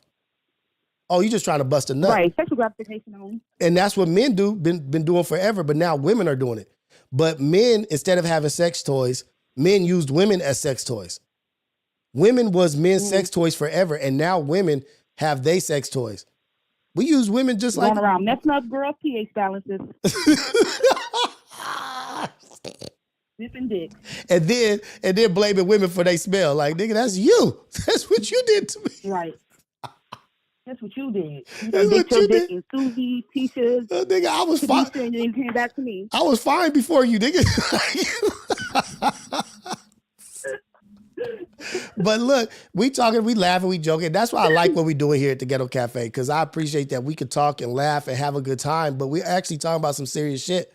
And we got, however we got here, we got to the point where it's like they've taken the human experience out of every transaction. You know what I mean? Like everything is transactional now. Everything is super transactional. Like, well, get some money. Yeah. It's super transactional. It's not like, damn, are we going to have a good conversation? Are we going to help build? What do you feel about this? Everything is transactional. What do I get out of this? Shit, nigga, you come home with me. I just wanted to bust a nut, go on about your business. And it's the same thing tomorrow. Nobody's trying to build a relationship or connections with people. And that's why these sex toys and these having babies without men, it's like men, like whether you like it or not, nigga, we are becoming obsolete. Like, oh, you're going to need us for protection. Pretty soon it's going to be AI robots walking alongside every woman. Like, try her if you want to. I definitely agree. Nobody's pushing or it's all about, and I'm not about to say, oh, it's about independence, because I do believe a man and a woman should be independent. You shouldn't be in a relationship with nobody unless you're independent on your own and can then come into a relationship and then build together. You can't build if you're not an independent person, but people are pushing this money over love, sex, and drugs, and and I hate to go, social media, because that made me sound really social media is pushing, but it really do start at home too, because if social media can push whatever, but you have no foundation at home, you're gonna the glitz, the glamour, the fast money life. Like I said, I'm a social worker. I work with the 18 and 21 year olds, our extended foster care in Los Angeles County. So all I see is, or not all, because some of them. All they's like, oh yeah, I'm gonna do this, I'm gonna get fly, I'm gonna take my money instead of my house and money to go enroll in school, to go get in my car, or go take my driving test. Oh, I'm gonna go buy the jewelry. I'm gonna be fly. I'm gonna be this. I'm gonna be that. Oh, it's okay to be a teenage prostitute because social media said it's cool. OnlyFans said it's cool. The Instagram pages are not shutting down these teen pages or these sites that's promoting prostitution on the street. Right. So everything is being normalized now, including not having a family structure, including having babies just because you get pregnant by a random person that you like for 2 weeks. All of that stuff is being pushed and promoted, and as a consensus, people are normalizing this. And it's okay, it's okay. So we not gonna succeed like in relationships and families and nothing like that, because as a society right now, our mindset and what we are seeing and what people are pushing and normalizing is all messed up. Well, it's also what's being promoted, right? Like, because everything that's happening is not like, well, they'll make you think that that's the majority, right? Like they'll be like, oh, that's the majority of how they are, and but it's not, because it is a lot of people out here that are doing what I'm doing or doing what everybody else is doing, like building and creating together. But that's not what needs to be promoted. They don't want to promote that. They don't want to show the greatness that we are. Like, we as a Black community are great. We have a lot of great things about us, but that's not what they show, because that's not what they want for us. And it's not what's making them money. They going to show whatever is the most tear down bullshit, Black shit that they can show. They going to show it. They going to show the Tommy girl versus 20v1, where she's trying to get Black girls to fight each other just to show her that they tough. Like, oh, you gonna pull out a blade for me? You gonna do this? Like, they're promoting the ugliness. Like, you know what I mean? There's so much beautiful shit within our community that we are doing, but we have that we're battling, and that what we're dealing with of what they're promoting to show us in a horrible light. You know what I mean? Like, we have to also battle that shit. Yeah. So it's like we're in a tough place, it's but demoralizing and dehumanization for our community. Like, look at all the Zeus stuff and all the Krishan Rock stuff. Like, I don't even like to get on. No, don't let me get on. I can't even get on that shit, because I don't understand why social media is still pushing and promoting a child abuser. I don't know. Social media. Because look, if it. I'm 31 and I look at social media. I'm like. But Ash, if it didn't make money, they don't do it. They don't do it if it doesn't make money. Right. They don't do shit that doesn't make money. You know what I mean? If they could put out people just doing, picking up, mowing the lawn all day long, and that make money, they would be doing that. It's just what they do. Right. And people love, and that's what the other thing, it's not just us watching. People love to see derogatory shit about us. They like to laugh at us. They like to put us down. It's just what it is. But thank you, Ash. I appreciate you. Thank you for calling in. Thank you for supporting. Thank you. Good morning. Good morning to you and your family. Problem. Blessings to you and your family. Thank you for being engaging and making an impact. Thank you so much. Y'all have a good morning. You too. Jen says, don't watch. I don't watch. But it's out there. It's people that are watching. It's people that do watch. Like, that's their entertainment. Like, they enjoy that shit. Like, it's literally their entertainment. People are watching it. They're not getting millions of views because of me. They're getting millions of views because of people around the world that are watching that shit. It might be people in China watching it. It might be people in Australia watching it. What is it, 8 billion people in the world? W. Ashley C. for calling in. I love that call in. Appreciate it. Anybody else want to call in? Give they 2 cents, 3 cents. Let's go. You got to watch a nigga named Jen. Hey, Dogface is he can handle voodoo. He been in a situation with some voodoo. Let me read the super chats, because I got super chats in. Okay. So we left off with Big Jumpman Carter. Let's go to, oh no, we left off with, okay, here we go. True Fat God, thank you for the super chat. Coffee's in the chat. Let's go. Oh, here we go.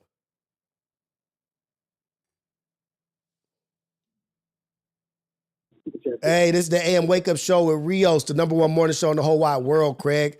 Caller, where you calling from, or what's your name? Sis, calling from Orange County. Hey, what's up? Your name is Sis? Sis Clinton, yeah. Sis Clinton, what up, Sis? What's happening with you, man? Look, he got you in the call-in. Look at you engaging and making an impact. What's happening, man? Let's go. What you want to talk about, man? All right, I got a win-win solution for everybody, all right? You got to win? Oh, wait, hold on, y'all. Let's get ready, because anytime...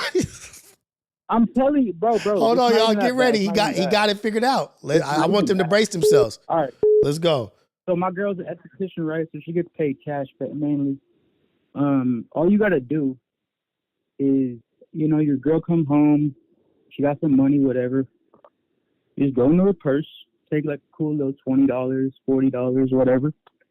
And then you put it in like a savings account or a bank account or whatever. Mm-hmm. And then if she divorced you, you just give her money back. Way you learn how to save, and you don't really lose any money. Oh my God! Her own money back.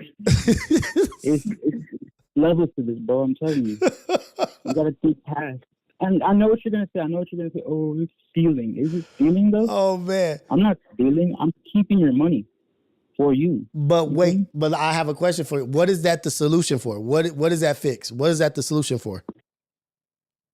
Oh, I'm still on the whole divorce thing. I can't get over that hat the dude was wearing. But I want. So that's the solution for not having to give your own money. Like this is how when you get in a divorce. Okay. Yeah. But as far as the whole the love thing, I think this is the whole women now thinking the whole predatory. I feel like it's a direct response to the way that they've been treated. Guys have been. It's a direct response to the way guys have been treating them for years and bragging about it, right? Mm-hmm. It's like it's our turn. It's their turn. It's like it's their get back. It's their turn. Yeah, it's their turn. It's their turn to they want to flaunt it, but it's like, bro, that's not gonna help. That's just it's like an eye for an eye is never gonna change anything. You feel me? Like, how old are you, Thiz?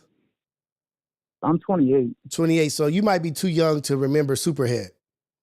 It was a girl named Superhead that was going around like the hip hop culture, the rap culture, and she was like sleeping with everybody. I heard a little about her. I heard a little bit about her when I was younger. I thought she was like a Sukiana type girl. Like her name was Karen Stevens, right? And I think she's still around. She may still have a podcast, but she was going around sleeping with everybody or whatever. But what she was doing was she was documenting it, and she wrote a book about every rap artist that she slept with, describing their manhood and how it was and this and that, and rating them and just revealing all kinds of shit.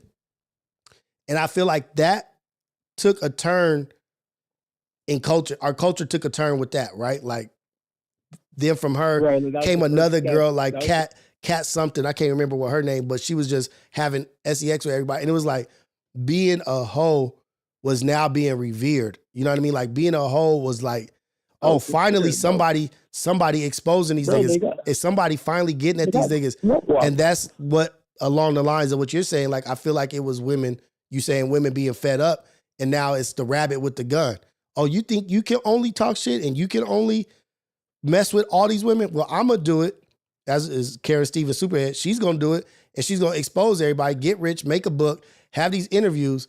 Like, okay, you guys messed up for too long, playing us like we just sex toys. We just walking Fifi bags. Now I'm going to turn myself into a person. Now I have a personality. Yeah. Now I have an identity. Now I have an opinion. Now I have a thought. Oh, you thought I was just a sex toy. That's probably how she felt. And now from that, I think there was a drastic turn and a drastic change in the way women moved. You know what I mean? Like, oh shit. They saw that shit, was like, oh damn. Oh, I'm not, I don't have to just be I don't want to say hoe. I don't have to just be a hoe. I can actually have a voice. I actually can have an opinion.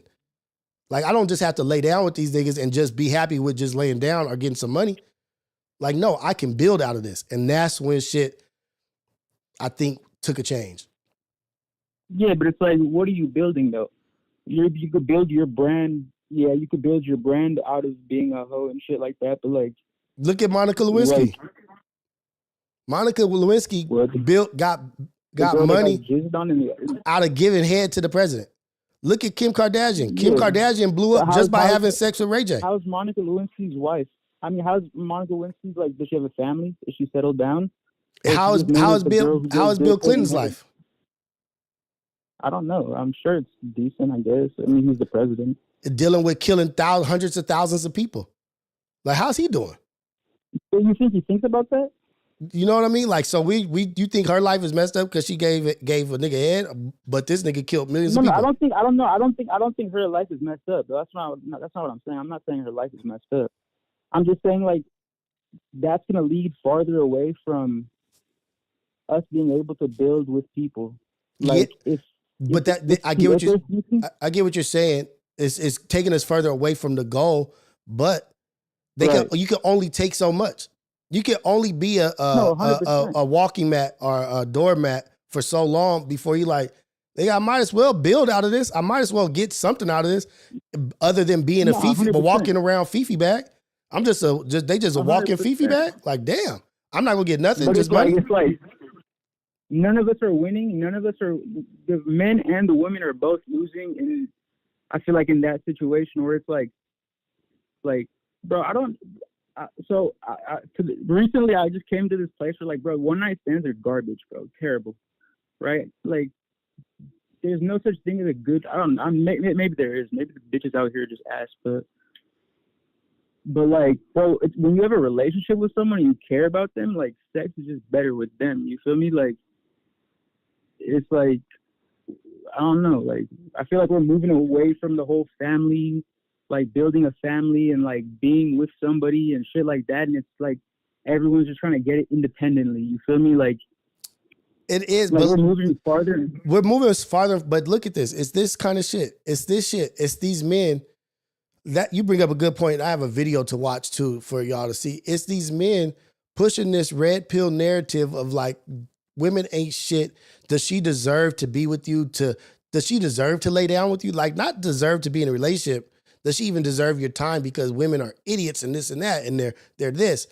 But all the while, these dudes that are the red pill dudes are the most feminine niggas in the world.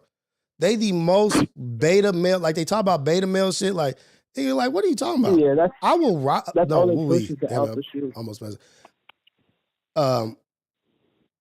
People will take everything you got. Only reason why these red pill people are allowed to exist is because they've taken power away from men who they say was toxic masculinity. Y'all took toxic masculinity away. Y'all said being a man, being a good man was bad. So now you got these beta males out here dissing y'all and saying y'all ain't shit, but ain't talking about relationships. And this is the shit that they're pushing to college student men, young men who have never had sex, young men who've been goobers their whole life, young men who have been academics, never cracking in their life, to niggas that ain't never had shit. They're talking to them, and there's millions of them. Why do you think Drake has Why do you think Drake has such a big support base of scoring squares? Because they identify with him. They like, oh shit, he was a loser ass nigga that's popping now. Maybe one day I could be that. Because I never got to be cracking in high school. So I'm gonna take it out on every woman that I even get a chance to be with. But that's such a fucking terrible way of thinking. It's like, bro, like, you're still mad. You're still thinking about high school, bro. Like, I'm telling you, I think that's also why a lot of these PDF cats is doing what they doing, because they never got to have sex with the women they wanted to. Now they get to do whatever they want, but they still have a demographic of women that they never got to get popping with when they was a buster, a weirdo. And they want to go back to avenge what they couldn't do at that age. Because they wasn't, when they was 14, 15, 16, they wasn't popping with that demographic. But now they got all the money. They want to go back in history and go back in the past and get popping like that. That's that PDF nasty ass mind. You know what I mean? Think about how much fucking energy you have to give to just be to just be stuck on that tiny ass fucking like frame of life. Like, you've done whatever. Let's say you were like whatever in high school, didn't get it with nobody. Now you're rich, but your mindset is still stuck on when you were 14, bro. Like, yeah, because look, let's look. Like, so people get stuck on their trauma. That shit is inside it. That trauma is there. What you didn't have and what you feel bad about is there. It's there. That shit is surfacing through their behavior. It could be subconscious. They may not even know it. But I see the shit because I used to know these little weird niggas. And then when we get older or whatever, then these cats got power. Like, oh shit, the little square niggas, they got this going on. Okay. But they act differently and they have a certain hate in themselves to other people that didn't recognize their greatness when they were in. But the only thing is, the difference was, nigga, I don't care what you got right now. Nigga, I will beat your ass. You better give me my respect. And they're like, oh shit, I forgot. Yeah, you forgot your place real quick, nigga. Like Bane, when he put his hand on that nigga's shoulder, said, oh, and this gives you power? No, we could get to the alpha shit, nigga. Oh, you think because you in this position and you doing this and you got this, that it won't get to what you thought it was? Nigga, it's still that. But they've put handcuffs on good men, so now these niggas is running wild out here. I don't know. That shit's fucked up, bro. Like, bro, it's fucked up. No lie, bro. Like I don't know. I just feel like the way society's headed right now, like 10 years from now, bro, like the whole like nuclear family shit. It's not even 10 years from now. 2 to 3 years from now. I'm 43, Thiz. I'm 43. I'm 43 years old. Nigga, I don't know what the next 6 months look like. And I've never thought like that my whole life. I've gone 43 years with like being comfortable. Things are normal. This is how society is. This is what life is. This is reality. Nigga, right now, at this point of my age, this is the first time where I've been like, nigga, I don't know what 6 months from right now looks like. That's how fast shit is changing. That's crazy. That's how fast shit is changing. That I don't know what 6 months looks like from now. This nigga Trump is talking about sending civilians to third world countries. Like, no, not just immigrants. If you're a bad enough person, I'm gonna send you to these prisons in these other countries. Oh yeah, like the prisons in like they have different countries, but the prisons out here are so full and shit that they're trying to send them overseas. Right. That shit not even constitutional, bro. How can you even like this fool? A third term is not constitutional. Coming at sending people. He went against the Supreme Court. We talked about some other shit. Hey, thank you for the call. I appreciate you. Have a blessed one, Thiz. Hey, thank you, bro. Yeah. But let's get into this real quick. I'll keep taking call-ins. But this is the male who's telling other males how to behave and how to act. This is an example. I don't know this dude's name, but he used to have a show with another brother, but I think they got too crazy and was saying like racist stuff or something, or they was attacking women too much. I don't know his name. He used to have a show, a red pill show. Super insecure dude. But let's see. All he does is argue with women. I only know him from arguing with women. But this is the man telling these college boys how to act and how to be.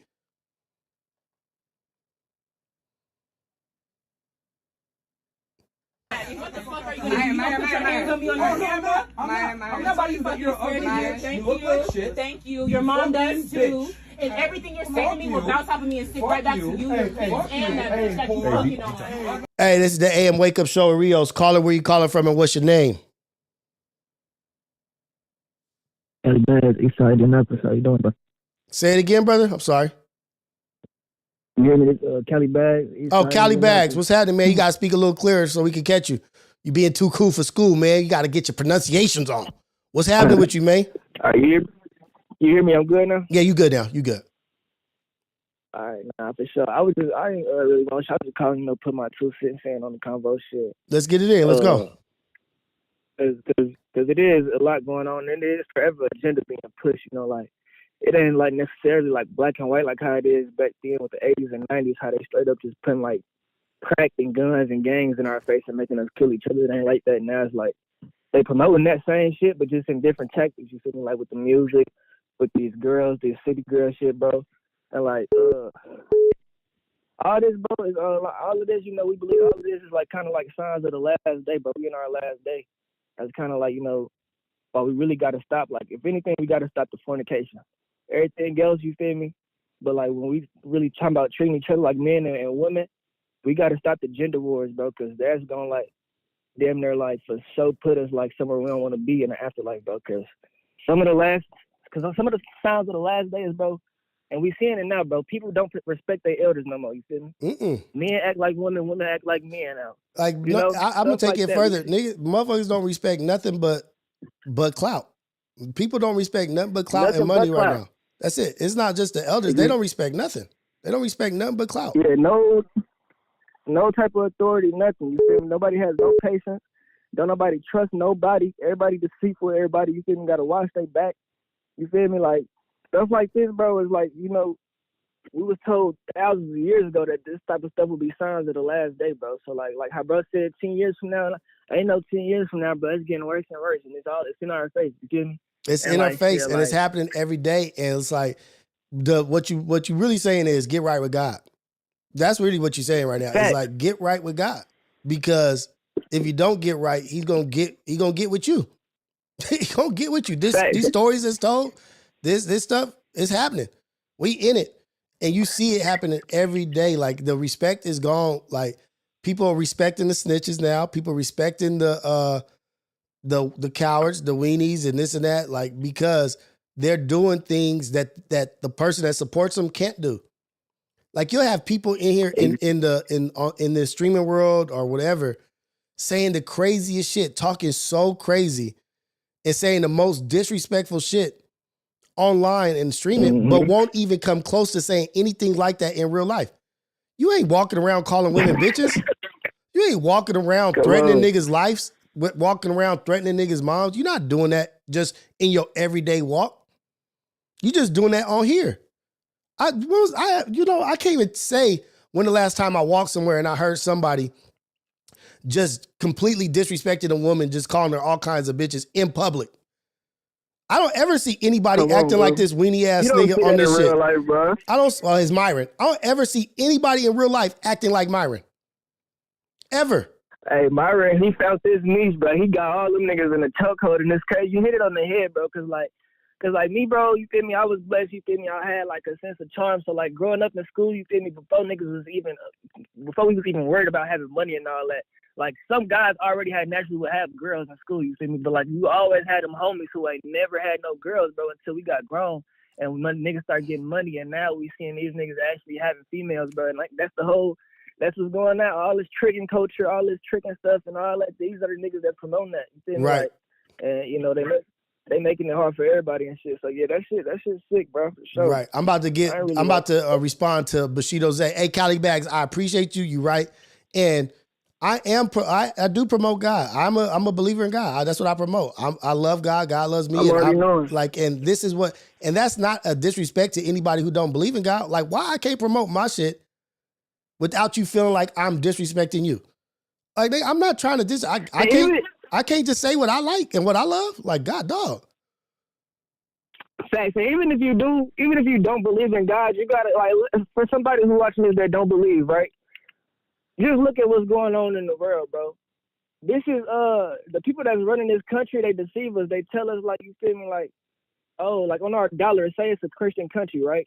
Mm-hmm. Bro, why is in most states the legal age of consent? I don't know if I heard this on your show or not, but the legal age of consent in most of the states is 16 years old. Right. I think it was on Ace Boys. I think it might have been Ace Boys. Yeah, that's the law of the land. You got 18 to get married, but 16 you could go fuck. Like, right. You feel me? Like they setting us up for failure. We gotta get our own relationship with God, and you feel me? We can get right for real. But, right. You know that's all it is. All right, man. Have a good one, Cali Bags. I appreciate you. Blessings to you and your family. Go out there, have a great day, man. Yes, sir. You too, man. All right, so Bushido Zay, not everybody is religious. I wish people respected that. Just because I don't believe in God doesn't mean I'm going to hell or something wild. I don't know what you mean by that. Like, I really can't catch that one. But not everybody is religious. Not everybody believes in God. But that doesn't mean that we don't like you or I don't like you or I don't respect you. Like, nigga, you do what you want to do. That's your life. Do what you want. Like, I'm religious. I'm not trying to disrespect anybody by promoting what I believe in and what I love and what's gotten me to be the happiest I've ever been in life. I'm the happiest I've been ever in life. I'm doing the best I've ever done in life. Sober, fasting, healthy, getting over the sickness. And I'm happy about it. Like, I'm going to promote what has helped me get to where I'm at. And I'm going to give glory to God. But I don't think he's talking to me. He might be saying, like, people say, oh, you don't believe in God, you're going to hell. Well, that's just what we believe. Like, nothing against you. That's just a belief. Hit dog holler, you know what I mean?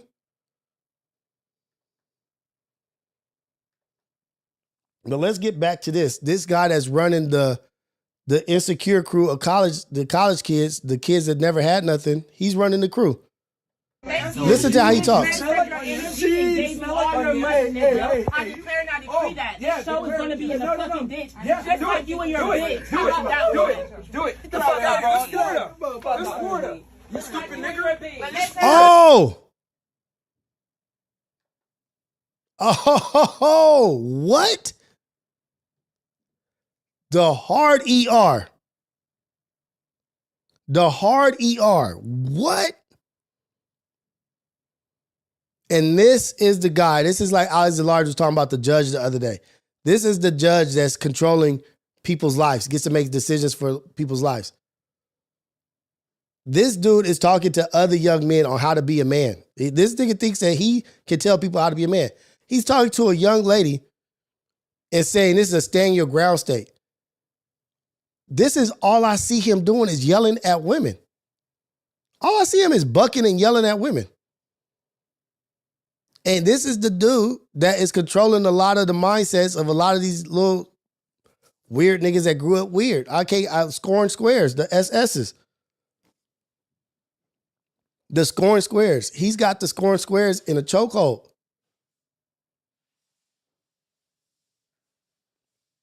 Jumping from platform to platform. He's getting kicked off platform to platform because he's a buster. This dude is weird. He's weak. And this dude is telling people how to behave and how to act with women. Like this? I don't see you at no bar acting like this. I don't see you at the bank acting like this.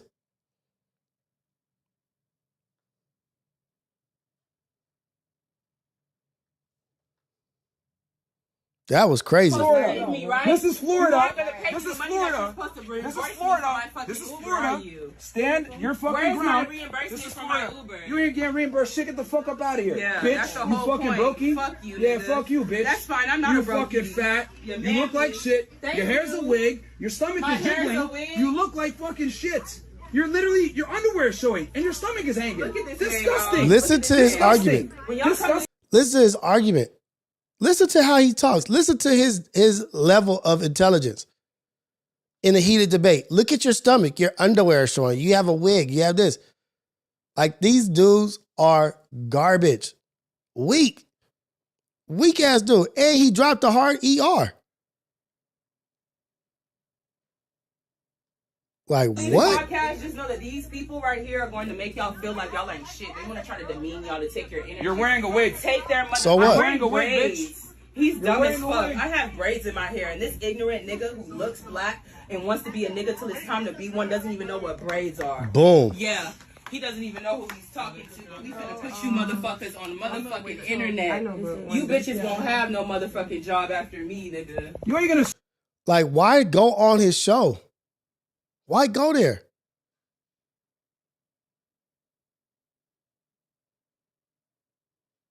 Thank you. Your mom does too. And everything you're saying to me will bounce off of me. This is funny right here. I saw I have that. screenshots of me saying, "No, she's ugly as fuck, man." You're not even black. What the fuck are you gonna do? You gonna put your hands on me on your camera? I'm not about you fucking scared of you. Thank you. Thank you. Your mom does too. And everything you're saying to me will bounce off of me and sit right back to you. And that bitch. Listen to what he says. Thank you. You just transferred your energy and gave me all your money, nigga. I declare not decree that. This show is gonna be in the fucking ditch. Just like you and your bitch. How about that? Do it. Get the fuck out of here. It's Florida. You stupid nigga. It's Florida. Get the fuck up out of here, bitch. Y'all heard that? You stupid NIGGER. She said your show's gonna be in a ditch, just like you and your bitch. Like, that was a little much. Also, he said he was gonna put him and his girl in the ditch. But when you get mad and you get heated, that's what you go to. You go to the NIGGER. That shit is disgusting. And this is the dude. This is the guy talking to everybody like he got action. You might have money, you might have stuff going on. But I saw y'all on y'all yacht. Y'all had a yacht party. And that shit was the least cracking thing I've ever seen. I'm married. Manny is married. Pun's got a girl. We could throw a yacht party that's way more cracking than that. It'll probably be one of the most crackingest yacht parties you ever seen. And we married. We're not even messing with girls. The shit that he did was so lame. These niggas is lames. These guys are lames.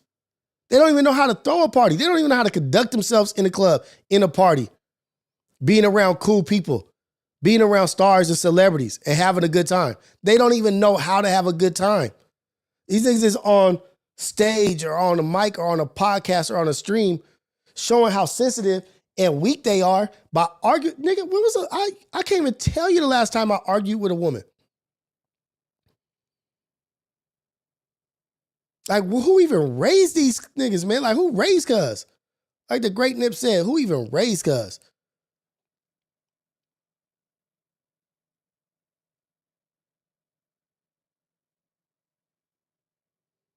Like, this shit's incredible. And I don't know how old this is. I don't care how old it is because it still was something that took place.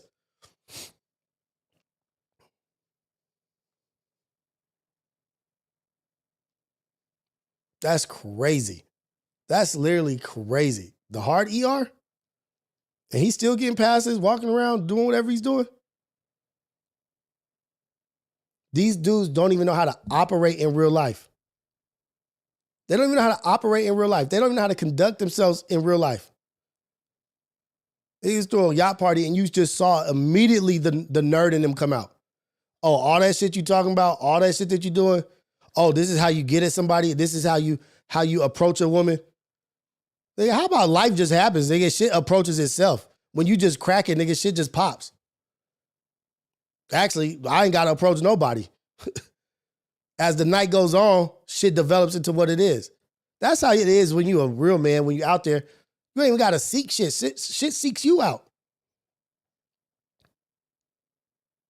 High value dollar ma'am. High value this and that, but you a weirdo.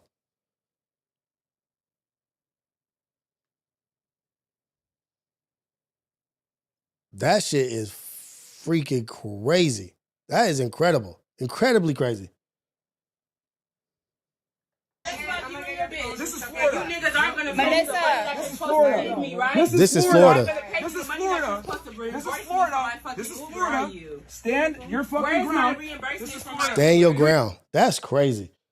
To a woman. This is Florida. Stand your ground. Is she a threat? Is she threatening? Is she in a threatening position? I'm not sure.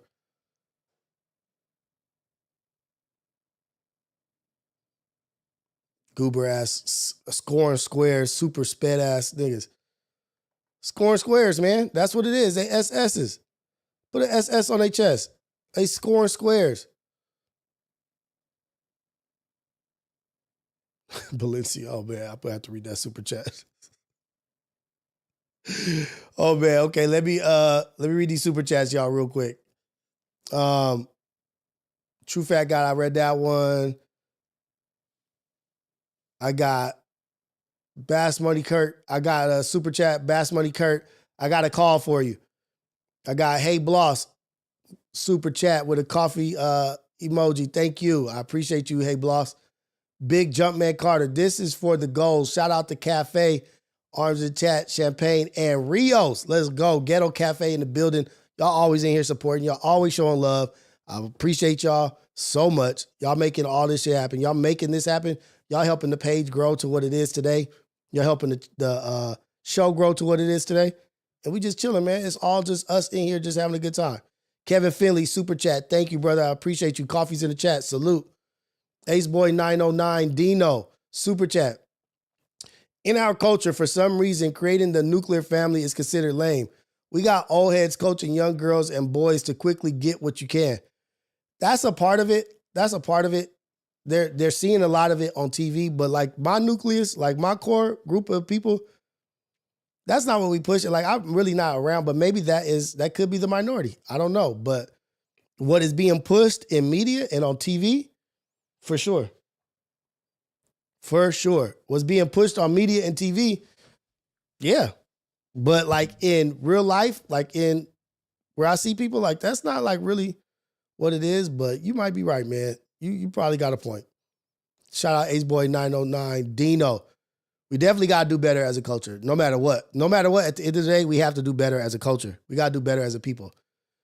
Big Jumpman Carter, Super Chat. You think this still the process agenda of removing black dads from our home, like the welfare play? Oh, man. Yay and nay, yes. But I think it's bigger than our culture. I think it's bigger than just black and white. I think it's more so like if we move a certain way, that's the way we move the needle. They know we move the needle. And whatever we accept and whatever we do, society is going to fall behind. That's just the way it is. It's just we move the needle in culture and what people want to be. Just think about the N-word. Just the N-word. Look how bad people want to say that. Whole world crib walking. Whole world doing this. Whole world doing like all over the world. People want to be that. So they know the influence that we have is, I think it's basically, if we can attack the head, the body shall die. Kill the head, the body dies. And if they can, I think we are the most influential. So it's attack on the influence and the impact of the culture as a whole. If they can attack us as a whole, not just for us because they want us, but they know that that's get through us, take us down, everything else is easy. Take us down, everything else is easy.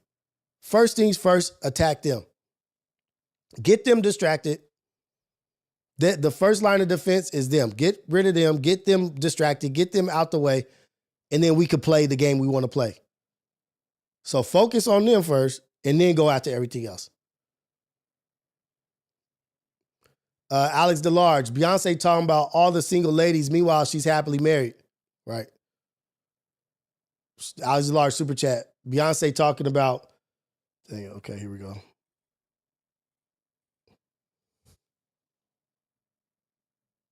Hey, this is the AM Wake Up Show at Rios. Caller, where you calling from and what's your name? This is the #1 morning show in the whole wide world, Craig. Caller, where you calling from? What's your name? What's going on with you, Big Rios? Top of the top. What's up, boy, man? GFS Blackout. You know your favorite. Let's go. Hold on. Let me read these super chats. Everybody in the chat. Real quick. I'm going to read these super chats. No, get them out. Get them out. Okay, so Chinchilla Socks super chat. The more we attach to technology, the more we detach from nature and each other. 100%.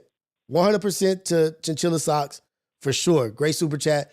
Alex DeLarge, great super chat. The narratives that's being pushed in music and TV and media, yeah, it's an attack. Balenci Aziz, super chat.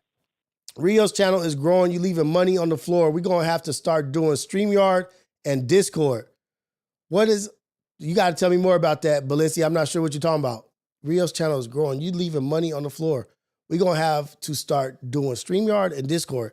Break it down to me. What am I doing wrong? What do I need to do? Let me know.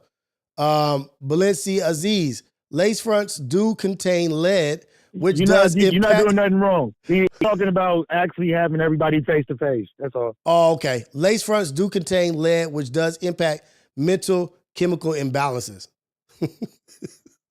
I don't know. I got to look that up. Alex DeLarge, taking calls. I'm going to take your call after GFS, Alex.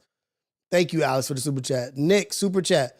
Ushers closes doors. Yup, just go ahead and close them. Close them damn doors, y'all. Close the doors, for sure.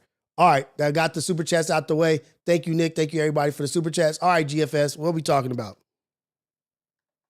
Man, let's get the rumble. Let's get ready to rumble, man. What's going on? Hey, shout out to Ash for coming on, though. She was hitting us with some shit. Hey, I felt like I was in an OGBY clinic with her female for real right there. She was giving too much game. Like, I'm not gonna say we was battling. As a man, I want to know, like, from a female perspective, like y'all go through shit. We go through shit too. Some of us, I think our chat is open enough to where we can actually like have a battle of the minds. Like, we just want to know the mindset of shit. Because we know we be thinking we conniving, and then y'all conniving too, and then we could just be conniving together on a level. Yeah. Like, it's that we understand what we are doing. We know each other's bad traits and good traits. I just think, like, I think when we're in these realms, especially shout out to you for facilitating, I'm like, yo, you came with the power pack situation this morning with it. Because I'm like, as a guy that wants to be with a woman, right? You know, I want to know what y'all go through. And I was like, I have a lot of women in my family, but you know, you only get pieces and parts. But I don't think it's a race issue at all. I think it's a guy to woman issue because we're starting to be kind of balancing, especially, you know, pop gives us negatives, but it gives us positives. And with us being the coolest, you know, racial groups, you know, our relationships is kind of the most rockiest. It's crazy that we might self-inflict it, but it's like, it's a man versus woman issue now where everybody kind of on the even with me. I stay very in the middle, you know? Right. So I'm just looking at it from a perspective like, as a man, I want to just know how y'all feel. It's not about a black or a white or you know, race thing to me. I just see it for what it is, you know, very yin and yang. And I just thought that on the end, I think there's a lot of things that, you know, us guys, we just don't know or we're not open to or privy to. And being that you're a father with a daughter and I got sisters and my mom and stuff, there's certain levels of openness that I think that they don't feel cool with sharing with us as guys, you know. Well, and I'm like, shit, I'm curious as George. Yeah, we but the thing be is, helpful. the thing That's is, the like, we thing. don't even understand each other as men. We don't even understand each other as men. And you know why? Because we don't communicate. We don't even understand each other, like, let alone understand the woman perspective. We don't communicate enough with each other to know about prostate cancer is the highest thing with black men. How many times as a brother come up to you to talk about prostate cancer? We the number one niggas affected by it. But nobody ain't having open discussions about that. We communicate differently, but I do think there's a lot more of us that don't. We don't communicate properly. There's not enough. Look at this, GFS. Why is this what we got right here so rare? What is so rare about what we got right here? Why do people keep saying? Why do people keep saying, low vibrational versus high vibrational though, Rios? That's what I'm saying. Why do people keep saying, damn, the Ghetto Cafe, like, oh, an AM wake up show. It's a cool space. Why is it like, really at this point in life, this shit should not be like, oh, damn, look at what they doing over there. It should be very regular. Okay, it's uncommon. It's uncommon. This is uncommon. Nigga, I'm just a regular ass nigga with a morning show on YouTube where people are like, damn, these niggas is talking about everybody gets to talk, women get to talk, men get to talk, people get to disagree. He talks to them, he doesn't attack nobody, and this and that, and they get to a good place. Why is that the only reason why this is getting attention is because it's a rarity. Everybody has so many opinions and so ready to attack each other over their thoughts, over your opinion, what you think, and this and that. Ready to attack. But do you analyze it though? You know, we analyze it though. Like, we really be trying to articulate our opinions over here. But at the same time, like, you see that all over through the ethos. I see more ignorant shit that gets pumped. But it's it's, nigga, I don't care about views. If I have my 300 viewers right here, 320 viewers right here, right? And I get supported through my super chats. Hey, hold on, time out while I'm here. I am one of the mods. Hey, like that goddamn like. I see a lot of y'all in here with these comments. Shout out to Victor Mo too, because he be coming off though. Yeah, Victor Mo be doing his thing. And Thiz is coming with the shit. Right. And Thiz is doing the shit too up in the chat. They bobbing and weaving in here. Let's go. I like seeing that. But look, so back to my point. That light, by the way. Back to my point. Back to what you doing. What I'm saying is that I can have 300 people in here, but I much rather have my 320 people in here that are supporting me through super chats than to do some shit that's gonna make me go viral and have 20,000 views on some shit that is not helpful. I'm getting to be helpful with 300 viewers and my chat supports me. I could do this every day as long as my chat supports me, and which they do. Ghetto Cafe supports me every morning, every day. I hit my goal every day. And sometimes I feel bad about putting it out there or whatever. But I gotta get at one of your mods. Hold on, time out. I gotta shoot at her. Sierra, hey, look, hey, we know you committed, but damn it, throw your weight around in this damn chat. All right? I know what's going on with some of y'all going zones, and I'm just throwing my weight around. I see everybody else throwing it. She'll be like, I don't even want to talk about it. You already know what I'm on. I see you. I'm speaking through you. You better throw your weight around here on some fun shit. All right, I'll mute Cuz real quick. I had to mute him. But because that was a message for you guys. Like, I can be authentic and originally myself because I don't have to do anything outside of who I am because you guys support me for being me.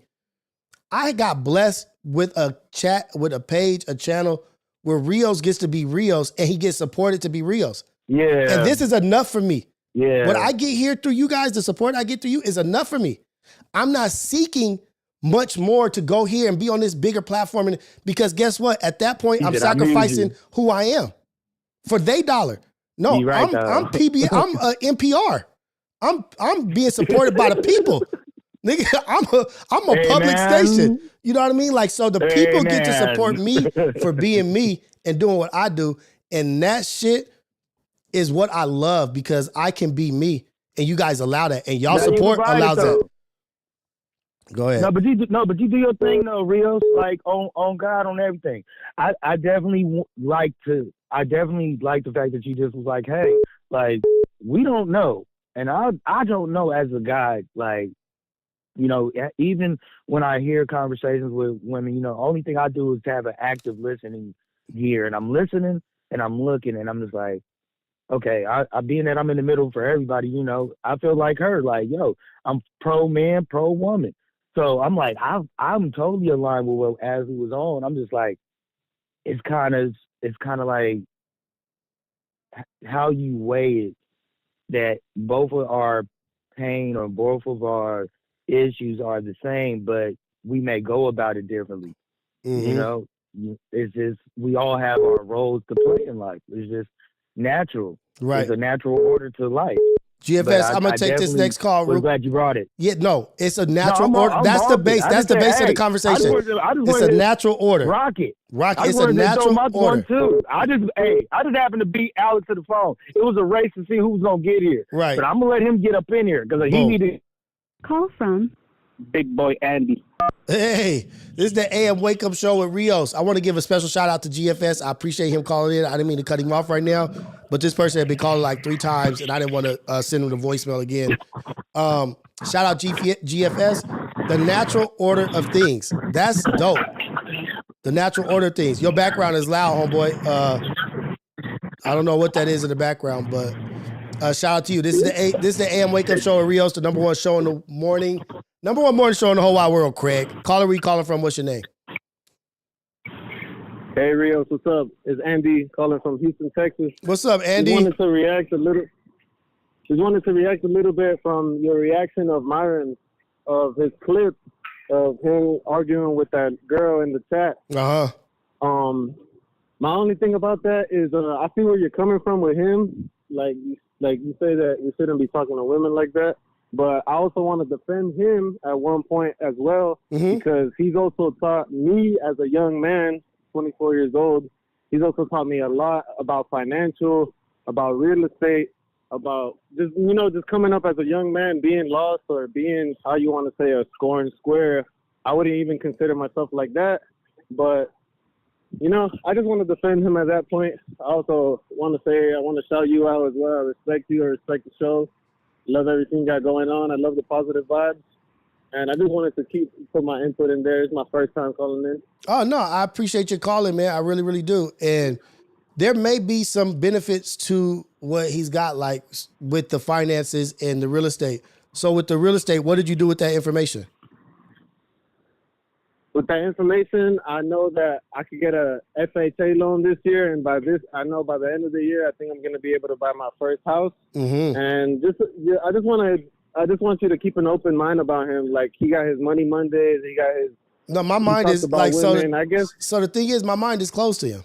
It's done, because you don't get to say the NIGGER and me. There's plenty of platforms that have financial advice, real estate advice, and this and that. I don't have to follow or accept you going with, because what you show your true colors when you're mad and you let the NIGGER fly. That's how you feel about my mom. That's how you feel about my sister. That's how you feel about my cousins. That's how you feel about my friends, my loved ones. Like, that is just an isolated incident where it was a black person, but he probably says the same things about Mexicans. probably says the same things about Latinos if he gets mad at them. And he is not privy to any information special other than what other real estate people have, financial advice people. He's just displaying or regurgitating shit that he's heard or shit that he sees.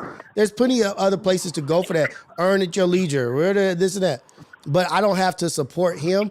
But I do appreciate that he did help you learn some things, open your mind to getting your FHA, getting your first home. And I pray that that does happen for you because that's a great step in life. And congratulations to you. But I will never support or watch or listen to somebody that calls somebody any racial slur. If you're using a racial slur against anybody, I can't support you.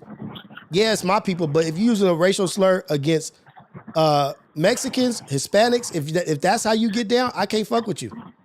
That's just it. The pros versus the cons. I'm not with it, but appreciate you for supporting. I appreciate you for calling in and speaking your case.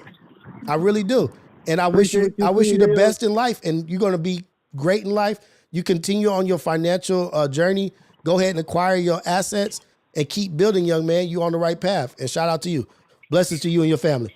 All right, shout out from Houston, Texas. Yeah. Shout out to the young man. But I can't turn a blind eye. I can't turn a blind eye to what you do, like what that is. You know what I mean? And then the other thing is, just because you say racist shit, I'm not going to turn around and be racist towards you or towards your people. You're not going to make me act ugly or make me act ignorant or make me act like what I hate in you. You're not going to get me to act like what I hate in you.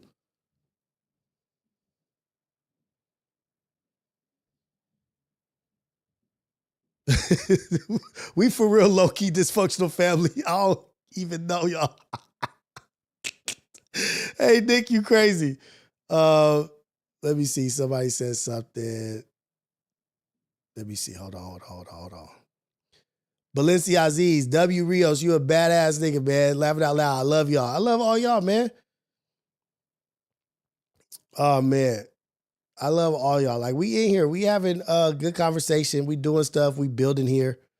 The goal is to build. And I wasn't just playing when I said that shit. That I have the freedom to be Rios. A lot of people don't have the freedom to be who they are all day long. But you know what? It may not be fair to say that because I've established myself in life.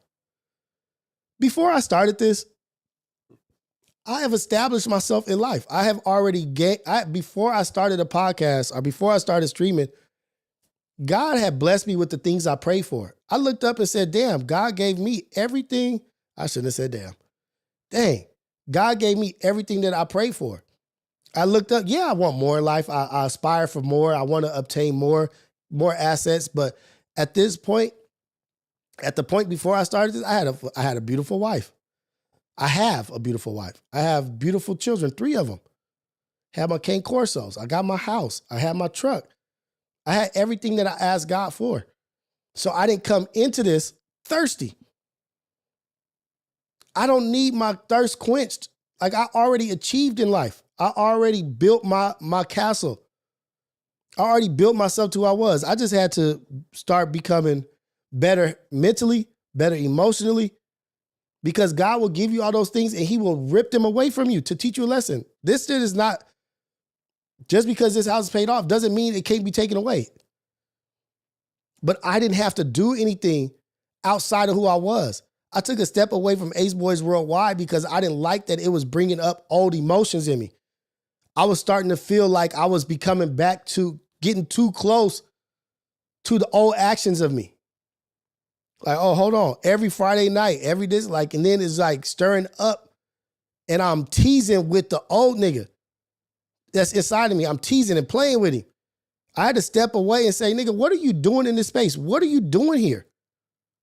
Why are you sitting on this stool? Why are you on this couch? Why are you talking on the mic? You just here taking up space, just being a fool? What do you have to offer? I came back a changed outlook. And then when I stepped away, I got to look at all the platforms. I got to look at everybody that had Back on Fig, Community, Apollo, and so a few others. I'm not sure which other ones, but get to look at it. I never got to look at these shows. I never got to really look at what podcasting was. And then when I realized what the benefit there was to having a platform, the power that you have, the power of the tongues to speak life or death into people, that's when my shit changed. That's when I was like, no, this shit is serious. And I've always had Pun behind me pushing also. Trey behind me pushing also. Manny also inspiring, motivating. Pun, Trey motivating, inspiring me to do more and be better. And so I didn't have to come into this game thirsty. I got to come into the game off of Coffee with Rios in my front yard. I'm not doing nothing or talking nothing that I don't talk in real life or be how I'm not in the real life. Actually, I'm a little bit more reserved here. I'm a little bit more calm, a little bit more relaxed. Yeah, I still got anger issues and shit that I deal with, but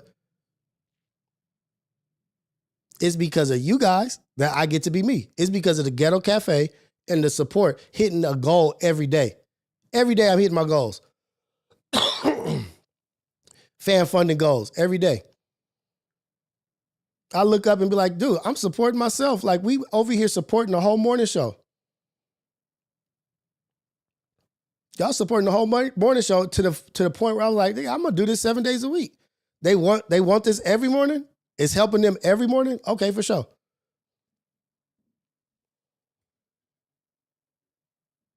So, needless to say, thank you for your support. And I'm going to continue to be me, continue to make mistakes, continue to be accountable and responsible for shit if I get it wrong, or if I'm acting up, or if I say idiot. I'm sorry, I apologize. But you're going to get Rios. That's what you're going to get. You're going to get this every day. Go ahead, Alex. My bad, man. I know I was missing your calls, but other people were calling in. I was trying to get them a chance to talk. Somebody said, they just, look at that super chat, y'all. Somebody just sent in some stocks to invest in. 340 people up here early in the morning. Big Jump Man Carter says, send a super chat. Stocks, AutoZone, Melly, BRKB, and Vistra. Fire. Good shit, man. Thank you for putting that in there.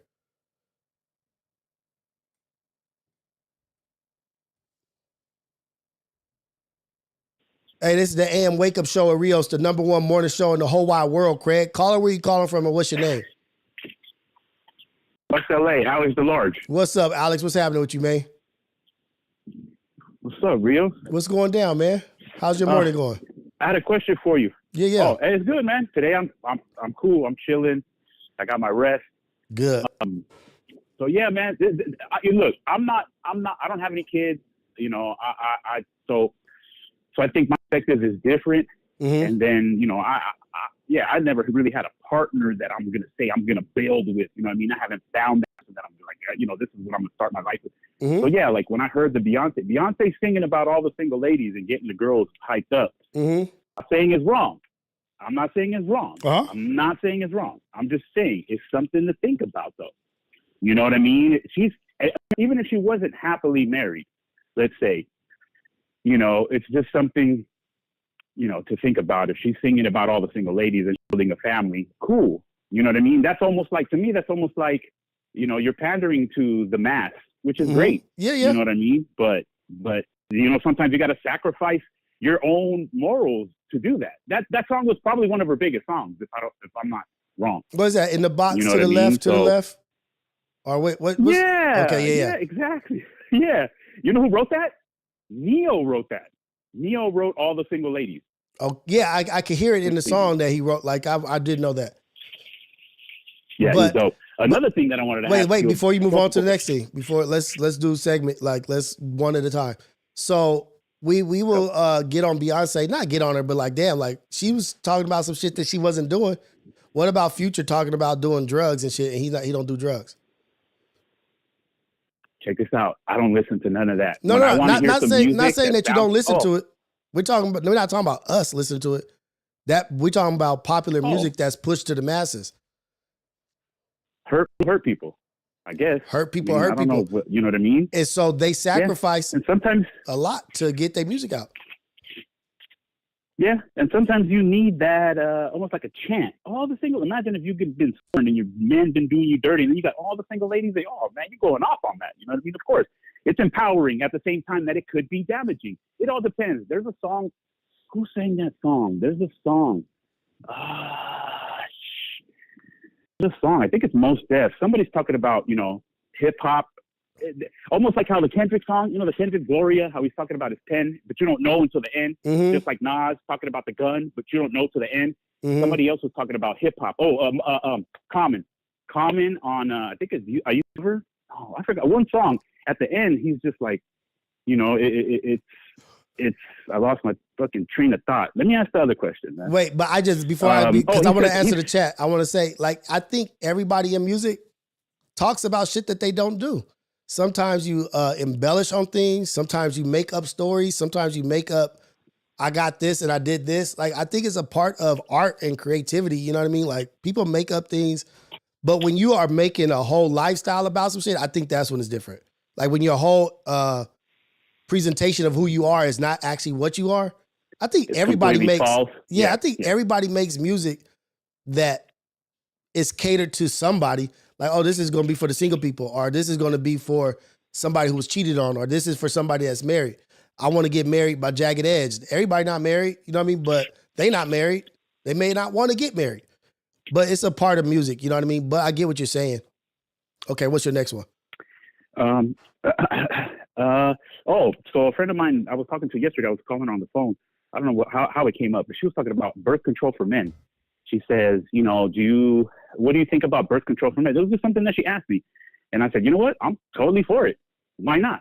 You know what I mean? Like, we can't leave the sole responsibilities up to the women, especially, imagine if you had a son going to college, getting a contract, getting millions of dollars. I'll be like, yo, you better try taking that, you know, RRF or whatever that birth control pill is. You know what I mean? Like, I think, you know, and then she's all, well, so you would take it and you would shoot it? I would swallow it. I would shoot it. I would do anything besides get an operation. Yeah. Why are we leaving it up to the women? You know, and she was surprised that I said yes to men birth control. I don't get it. Why are we leaving everything up to the woman's body? You know what I mean? Also, think about it. If I could take a pill imagine if a guy's trying to go to college, women do that. Women get on birth control because they're trying to further their career. They're trying to get, you know what I mean, a certain position. They're trying to get a certain point in life. So they're taking birth control. We could be doing the same.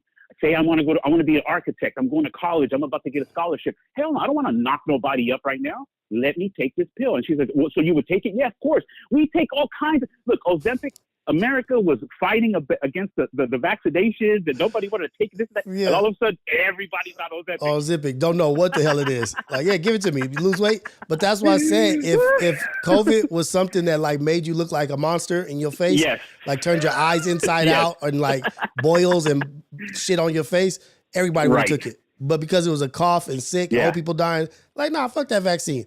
Oh, but look at that boil and that blister in the middle of your face. Oh yeah, give me that vaccine. And they politicized it, and they weaponized it. You know what I mean? Like, oh, you're a vaxxer. Oh, you're one of those vaxxers. Right. And the same person taking 8 shots of Ozempic and don't even know what it's doing to their body. And going back to the fresh and fit dudes, all them dudes, cornballs. 1,000% cornballs. Them dudes are, I can tell the first time I ever came across their thing, I'm like, these fools are talking about their players and their women, all this, and they are straight goofy nerds, especially that one dude, the little, not Myron, the other dude. And then Myron used to be a cop. He used to be like a border patrol or something like that. And so look, he used to be look, the thing is, I'm not like, just because somebody's a cop, I'm not like, you're not just a buster automatically. You know what I mean? Like, I don't rock with every cop, but with this and that. But like, just because you're a security guard or a cop or an accountant or a lawyer or a doctor, like, all lawyers ain't snakes. You know what I mean? A lot of them are, but most of them, I'm not judging based off that. I'm judging that motherfucker based off his actions on internet. Like, how he acts on the internet is all, I don't care what he did before. You going to work out, baby? You know who? Love you, Stink.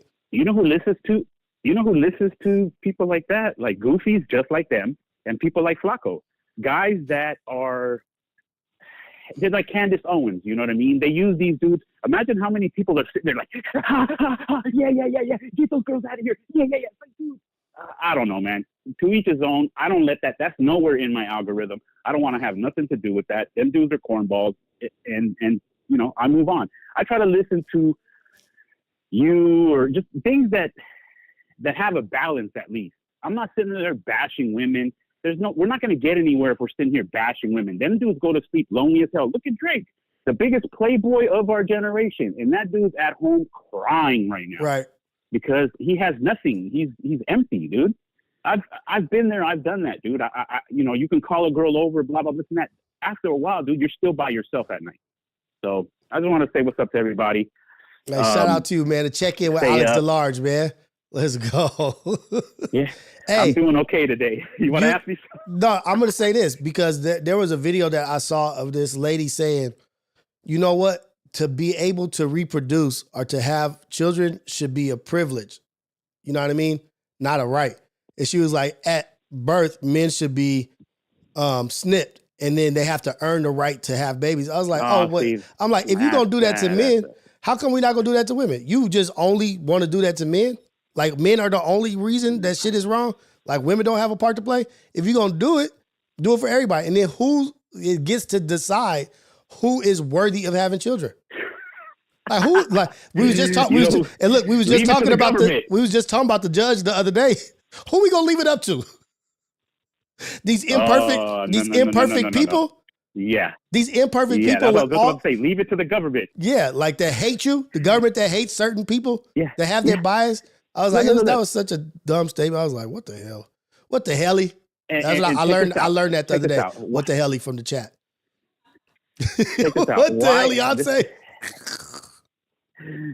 Answer me this. This is sad, man. Why is the black woman birth rate fatality rate way higher than everybody else? And right. There's less. There's only it's like 13%, 50% of the black population in America, yet they're dying on the birthing table at a higher rate than anybody. The numbers are way higher than everybody. Yeah. Right. Let me think. And then they're catching nurses poisoning people. Then they're catching nurses being racist. Then they're catching. This is going to go on forever, man. This is going to go on forever, and that's scary. But it's going to go on forever. Knowing your mother's. It's going to go on forever, right? Until we take control, until we start building our own. Like we have to build our own community, Alex. Like not to say like, oh, we have to be so separated, but until we start building our own and taking care of our own, teaching our own, banking with our own, going to our own doctors and supporting ourselves. And I'm talking about like, let's just say the ghetto cafe. Until we take control of the ghetto cafe and we go buy land and build together, that's when we can really complain. We need more black. Yeah. We need more colored people of color in everything. I went to the doctor yesterday. But they just got rid of that. They just got rid of that shit. I was, yeah. I went to the doctor yesterday. And I was looking at the list of people, the names that was there. It was like 6 in one like kind of office. Indian, Chinese, Indian, Chinese, Middle Eastern. Like there was, I was literally trying to read the names, and I was struggling to read all those names. That's what I'm saying. The education is prioritized in these other countries way more than it is in America right now. It's almost cool. What was it? Chris Rock. Chris Rock said, if you're trying to hide some money, stick it in the book. If you're trying to hide some money, stick it in some books. So look at this. One's gonna go through those books. Look at this. This is the first step, right? How did Jews make it out of what they made it out of? How did Jews go from? Because Jews started the ghetto. Ghetto started with the Jews. Ghetto is a Jew term. Jews started ghetto. They lived in the slums in the ghetto. Yeah, it's a slum. So let's start there. Like people, the ghetto cafe, they be trying to associate ghetto with black. Ghetto is not black. Ghetto started with Jews, with white people. But just to touch on this real quick, what was the first thing they did to build themselves up out of poverty, out of being kicked out of everywhere? What did they do? And this is kudos to them. Work with each other. Work with each other, but also work with each other. Guess what they prioritized? Education. Money. So look, they weren't getting the proper health care, right? People weren't treating them properly. So guess what they did? They started going to school to be doctors. They started educating themselves to be a doctor. People weren't representing them properly in court. They were being treated unjustly. Guess what they did? They prioritized lawyers, doctors, and banking. That's what they were going to school for. But I'm not done. Yes, 1000%. It's not just cookie cutter because they were white and they could blend in. Black, you can't blend in. That's what I was going to say. Okay. That's what I was going to say. Yes. So that's exactly what I was going to say. So they couldn't be stereotyped. They could fly under the radar. They can't detect. Just off of a black person can't sneak in anywhere. You black. You black. Blackity black. No loan, no this. We can treat them bad. Because just when you walk in the room, we know exactly who you are. They got to do shit under the radar because they look like people next to them. So when they say like, oh, why black people don't do this? Well, we're going to start doing it right now. We already are doing it, but we have to build up together and take some shit and go do it and build. But the first steps were for them, even though they got to rub elbows and be in certain rooms because of what they look like, was education. And they prioritized medical field, the lawyers, and banking. It's so easy for them. It's so easy for them to slide under the radar. All they have to do is change their name. That's it. Get rid of that Stein and just cut it off. Just get rid of that Stein and Steen and Berg. Get rid of that Berg, Steen, and Stein, and you're straight. That's what I'm saying. It also, going back to like the immigrants and stuff like that, also, or just going back to colored people in general in America, they won't let you achieve what you want. You have to earn it 100%. But when you're white passing, yes, it's a lot easier. You can go into any job. If your name's white, even me, sometimes I'm like, fuck, should I put that on Latino? My name says it right away. You know what I mean? Because it is what it is, man. Let's just be honest. I follow this account that I will send it to you. This guy breaks down all the senators in the Congress, right? Mm-hmm. He's like, check this out. We're gonna see if your senator is doing the right thing. There's so many people backed by Target, Walmart, this oil company, that company, and then some get no pack, get no benefits. It's just from single people. That's what I'm saying, man. A lot of people are working for these companies. A lot of people the other day I went to the doctor and they cut this medication that I've been taking for like 4 years. Just cut it. Just they're like, no, you're not taking that anymore. Hey, hold on. Let me say something. Well, you guys better hold on. So look, yeah, they got reparations. Jews did get reparations. You know what else got reparations? Fuck them getting reparations. You know who else got reparations? Slave masters. Slave masters got reparations. Like, think about that. Like, fucking think about that, because they got reparations for loss of property. What did the property get? What did the fucking property, like, fuck everybody else getting reparations. The slave masters got reparations. And everybody want to yell out like black people don't deserve reparations. If slave masters can get reparations, if they deserve it, why the hell the motherfuckers that they treated wrong don't get shit? But I'm not about to go into that. That's a whole other argument. But the Jews got reparations, but everybody goes to like what culture, what got reparations. Yeah, everybody got shit. Yeah, that's fucked up. But guess what's even more fucked up? Please, let's learn about masters. Slave masters got reparations. Like, that shit is crazy. Yep. Like, I'm not gonna get hot. I'm not gonna get mad this morning. Grand Masons, right? Grand Masons got reparations, right? The Grand Masons of Boston. It's crazy, man. Hey, man, thank you for calling in, man. Built the country. This is a check-in with Alex DeLarge on the AM Wake Up Show at Rios. Shout out to you, man. Have a good one. I come in peace. Y'all on here for saying color, people of color.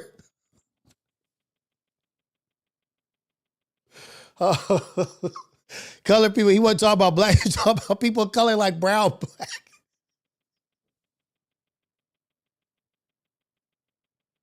Oh, God. People of color, guys.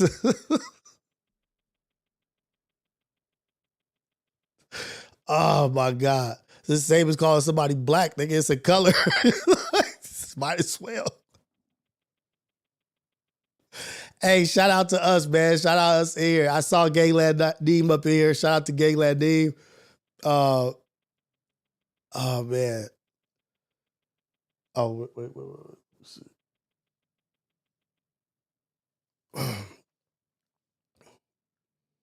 Alex DeColored. Just call me an eagle. What do we want to be called, man?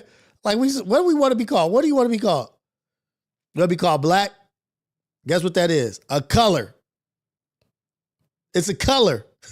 You want to be called a color? You want to be called African American? You want to be called Negro? Negro? Guess what negro is? A color.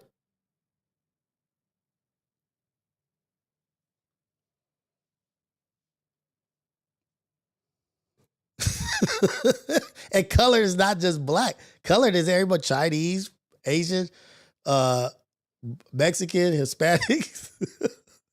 Yeah, just call me black, please. You want me? Don't call me colored. Just call me the color.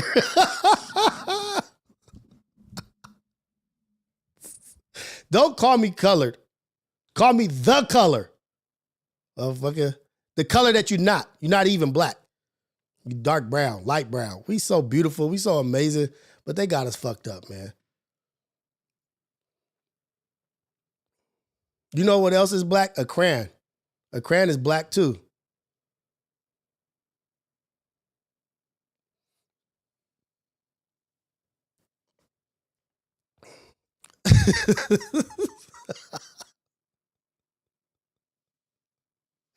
Oh man, we so goddamn screwed up. We need to take what we really need to do, what they really should do, really should do, is they should really take a poll and see what we want. What's our nation? Where are we? What are we? We're all shades of wheat. I'll take it.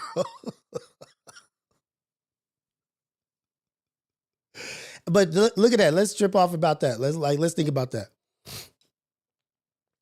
Who was the first people to call us black? Who gave us the title black? Hey, in the chat, who told us we were black? Who was the first people to tell us that we were black?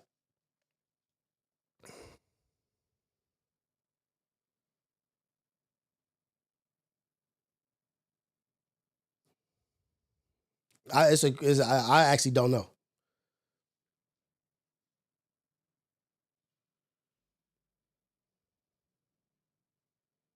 Who gave us that term? Who gave us that title, black?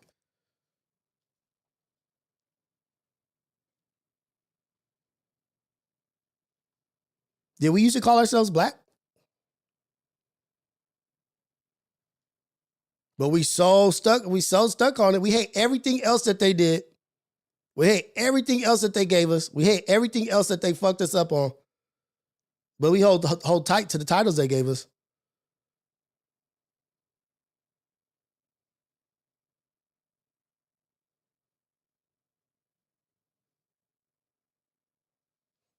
I don't know.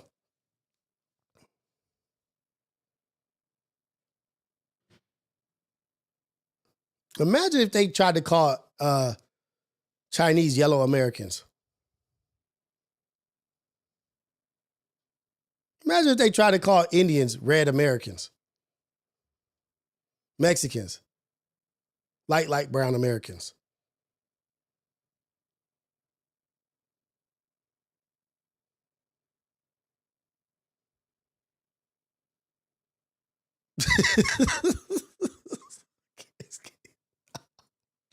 This is just regular questions, man. I don't know. Like, I don't have got the answers, but it brings up a good point.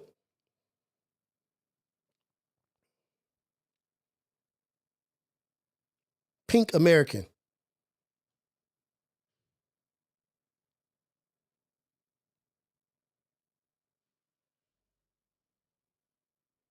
Social construct. There it is. People want to be labeled. We want to be labeled a color that has no benefit to it.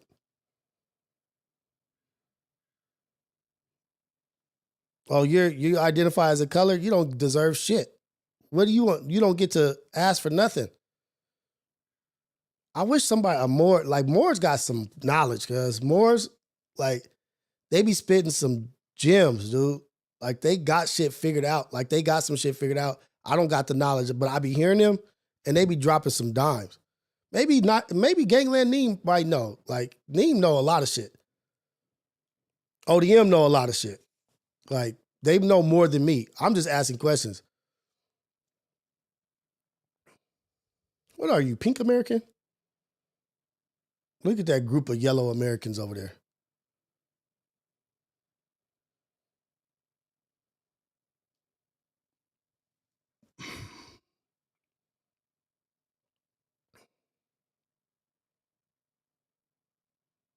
It's sad, man.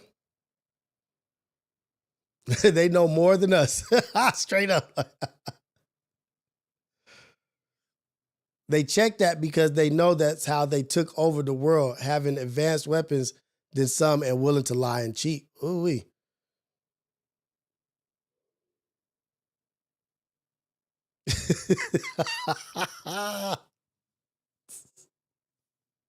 How do you become a Moor? Dago dog. Dago dog. How do you become a Moor? Like, what's the process of that? Like, study? They said Moor means black.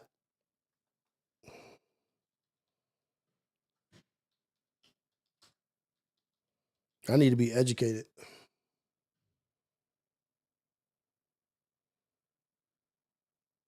While the term Moor has been used to describe people of dark skin, particularly in the context of North Africa and the Islamic presence in Iberia, it is important to note that the term itself is a synonym for black and has more complex historical and cultural context.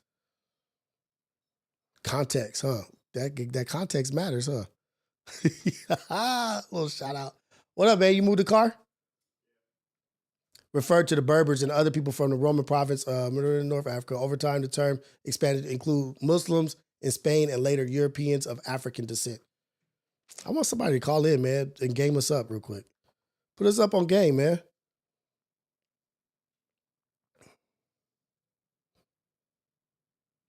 Shout out to everybody up in here, man. We're almost at 3 hours. Did anybody call? Damn, I want somebody that has the knowledge. What's it? Is it LD? LD, call in, man. School us on this shit. LD says he or she wants to be called black. And there has to be a reason.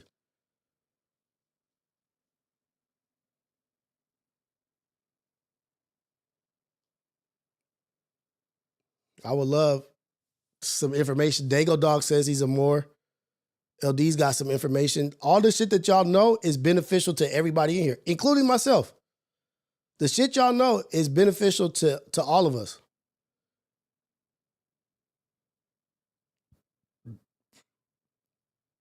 Come on, man. Get the call in. Come on, don't be nervous. We need the info.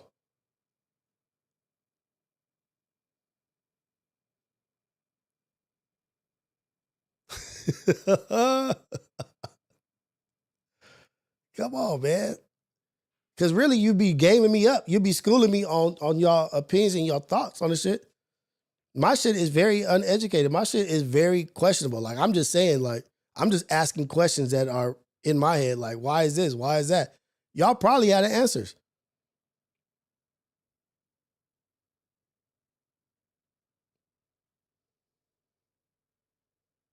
Damn. There we go. Boom. Yes.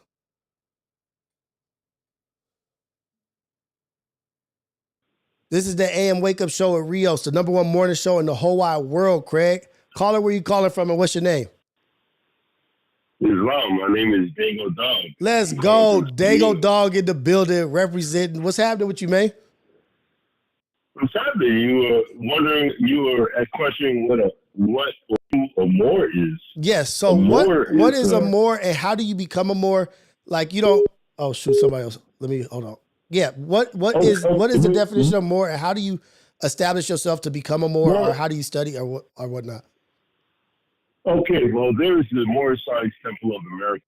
But basically, you're born a Moor. Okay. If you're melanated, a so-called black person, Negro, colored, African-American, Afro-American, whatever, coarse hair, broad nostrils, that is a Moor. Okay. A Moor is it's like saying someone's like Chinese. There's a landmass, China.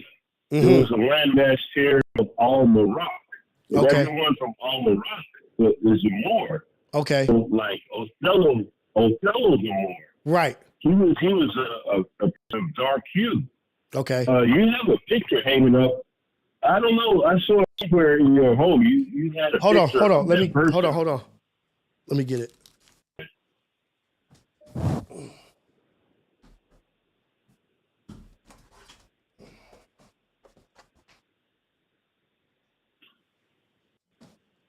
I just went and got it. You probably gonna see it in a few seconds on the thing. Okay.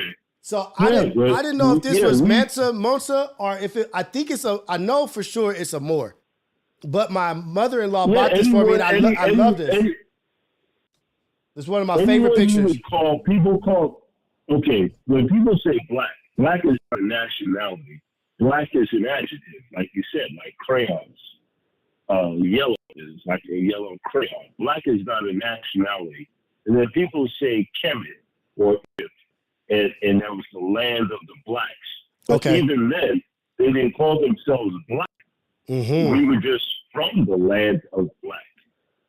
A Moor is a person, dark hue, a melanated being, a melanated human.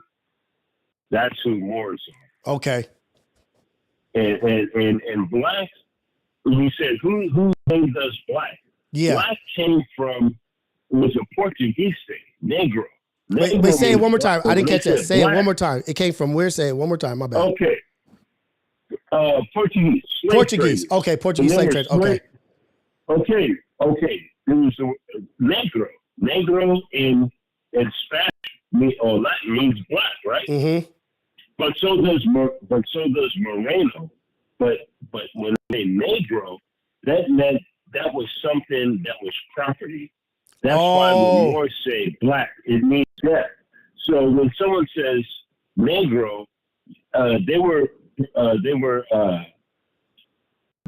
associating that word Negro with something that was property, like ownership, like damn near ownership, like black ownership. Correct. Okay. But so you could say Negro. Why didn't they say Moreno? Exactly. Because Moreno means a dark man, right? Yeah. Okay, so that's where it comes from. But most American, like Afro-American, makes no sense. African-American makes no sense. Africa is a continent. It makes no sense. Right. Even people that are born in, they were Ethiopians or Abyssinians, or it makes no sense. We are Moors. That's what we are. Whether you want to accept it or not, a lot of people aren't open-minded enough to grasp the concept. So am I ignorant? Am I ignorant to say that the calling yourself Moor, it's a broad, I want to say a broad statement, almost not generalizing, but like a broad statement, like it covers a broad spectrum. Like if you are melanated, you are a Moor by definition. True.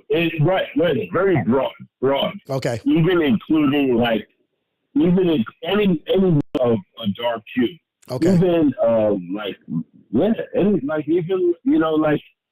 you talking about, what's that brother's name? The ODM Slim Cat. Yeah. Who's into the who's into what? What is Hebrew Israelite. Hebrew Israelite. Oh, like the Hebrew Israelites. Okay. Oh, so check it out. Like they talk about the tribe of Benjamin, which would be the Latino. But melanated people, we're talking about melanated people. Moors are melanated people. Okay. That's pretty much it. And that's crazy because ODM, you know how people say they're elevated? Like I have an elevated thinking. One of his terms that he's coined is melevated. Like, nah, I'm melevated. I'm elevated. I'm melevated. Melevated. I don't know if he made that up, but I thought that was dope. Like, melevated? Ooh, wee. Like when people say they understand, a lot of Moors might say we overstand. Okay. Yeah, that's dope. That's what it is, bro. It's like we're melanated people. The Moors. And let me ask you another question. So how did you find your way, like your journey to becoming a Moor? Like what did that consist of and how did you get to that place? I'm born a Moor. Like where did it come from? Yeah. I met brother. Actually, I used to go to the Moore. Right. Let me correct myself.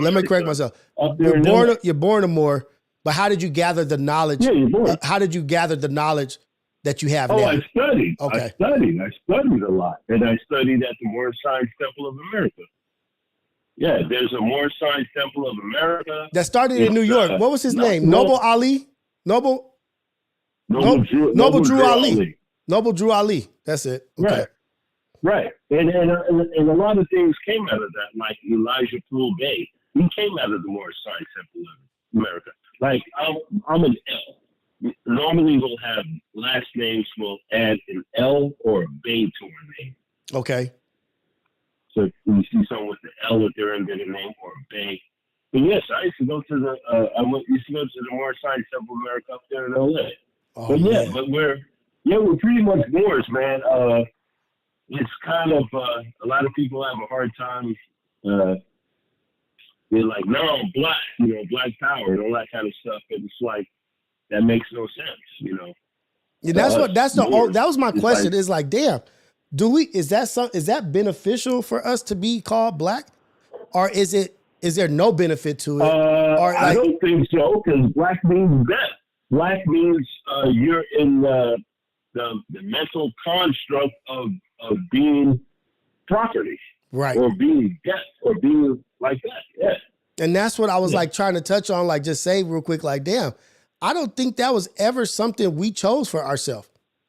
Like, I don't think we ever chose to be that. You know what I mean? Like, no, we were called that, and it changes for everyone, for us more than anyone else, because we were called Negro, then we went to African-American, and to black. But look at all the other nationalities. There are some pretty much stayed the same for the past, say, 100 years, right? Right. And then let's talk. Why does ours change? Can you talk about the benefit of having a nationality and versus not having a nationality?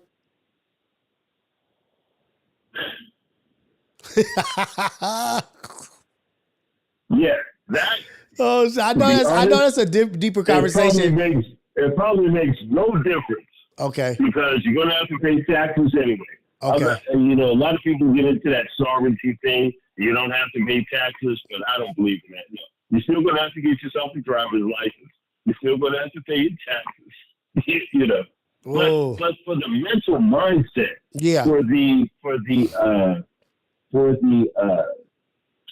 a lot of people of our hue lack a certain identity. Like, you get the Irish people. I'm Irish, I'm this, I'm that.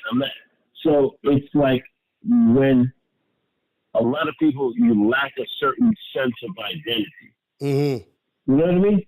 Yeah. It gives you a sense of identity. But then, like, I want to talk about, like, I've seen videos or whatever of people Moors representing themselves in court. Like when they get to represent themselves in court and say, I don't. A lot of that's no. That's a lot of bunch of nonsense where they take over people's houses and stuff like that. No.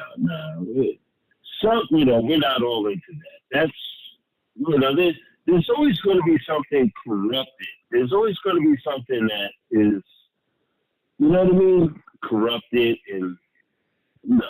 Like, I don't like the people that say, I travel the roads. I don't assimilate to. No, that's a bunch of nonsense. You better obey the law just like everybody else. Oh shit!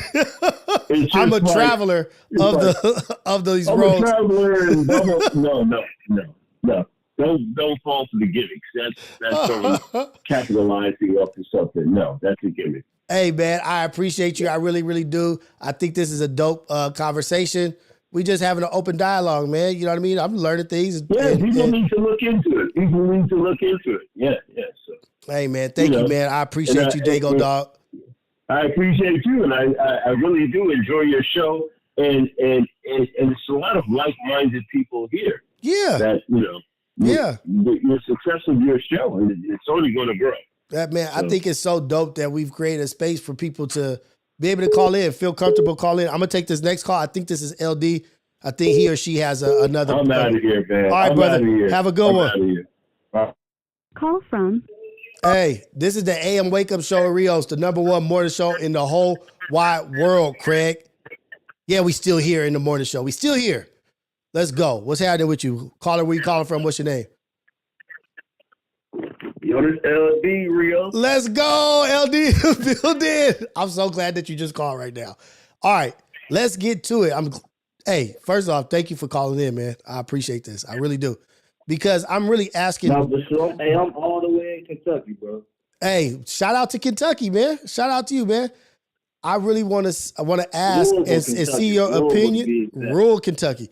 I really want to hear your opinion because Louisville, Kentucky. Let's go. There you go. Yep. Let's have at it. And so this is not me disagreeing or anything. This is me just asking questions and trying to figure out how we feel and what's the census of the debate or conversation. Not even debate, just conversation. I saw you in the chat. You was like, no, call me black. I identify as black. And that's what I stand on. Right? Was that was you, right? Right. Okay, cool. Let's talk about it. So did you also say that you identify as more? I might be tripping. No, yeah, I identify as black. Okay, you identify as black. Let's go. Let's talk about it. And reasoning behind and why you feel strongly about that.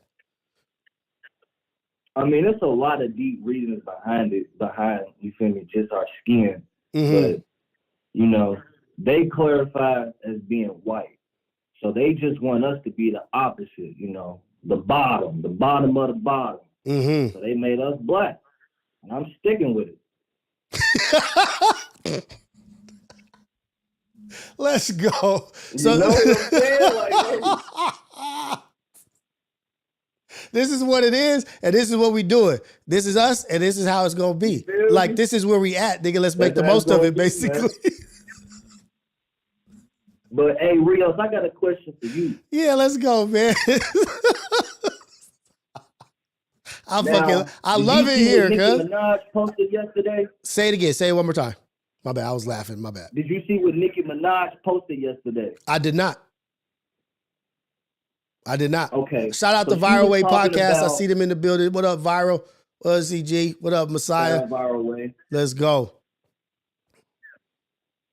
But yeah, Nicki Minaj was talking about yesterday how when you get rich, you gotta hire random people because if you hire your family, they're gonna feel entitled for your money, which is wrong in her eyes. How do you feel about that? I feel like, so wait, say it again. She said once you get rich, you have to hire strangers because if you hire your family, they're gonna expect what? Say it one more time. One more time. Run that back. One more time. They're gonna feel entitled to your money and not have to work for it.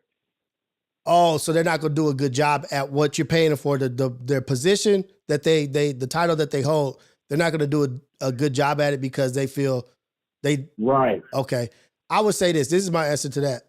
I'm not fully aware of what she said, how she went, but I wouldn't hire family. I wouldn't hire a family member not because of money and what they're gonna feel entitled, because you're not certified to fill this position. This ain't your profession. I'm not about to hire you to be my accountant. I'm not gonna hire you to be my lawyer. Right. I'm not gonna hire you to be my security guard, nigga, just because you got a pistol, nigga. Like, I'm gonna hire professional, certified people around me. Now, am I gonna do my due diligence of hire people that I want to be around and that I want in this position? Am I gonna put people in position, send people to school to learn But and do this? you know what's crazy, Rio? You know what's crazy? Other races around the world do exactly what you said. They make their mom their accountant. They make their brother the retail manager. They make their sister the deli manager. You get what I'm saying? Like, black people is the only race on earth that does not work together. Now, I would disagree there because I would say, like, when we own mom and pop shops and businesses like that, we do hire each other. We do have black cashiers. We do have black waitresses. We do have black hosts at black-owned companies. Right, but we have mom and pop shops. We don't have real black companies like other races. We have, like, not as many. I would say not as many. But I'm taking Exactly. I'm thinking in the aspect of what Nicki Minaj is talking about, is she's talking about from her position as a celebrity superstar and the people that she hires amongst her enterprise or her empire. Not necessarily, oh, I own a bank. Oh, now I own a real estate agency, or I own a law firm. Hire your aunt. You know what I mean? Like, I don't think that's necessarily what she's talking about. It could be, but in my outlook on it, like, I feel like when we do have businesses, we do help each other out. There are some situations where you got people that are trying to distance themselves from the culture or distance themselves from people that they identify with because they think everybody else is better. But yeah, there's more businesses for other cultures. We all know what the systematic shit is. That's a given. Like, that's for sure. Like, yeah, systematically we've been fucked over. And we are in a situation that we're in right now because of what happened to us. But from this point on, we're building as a community or whatever.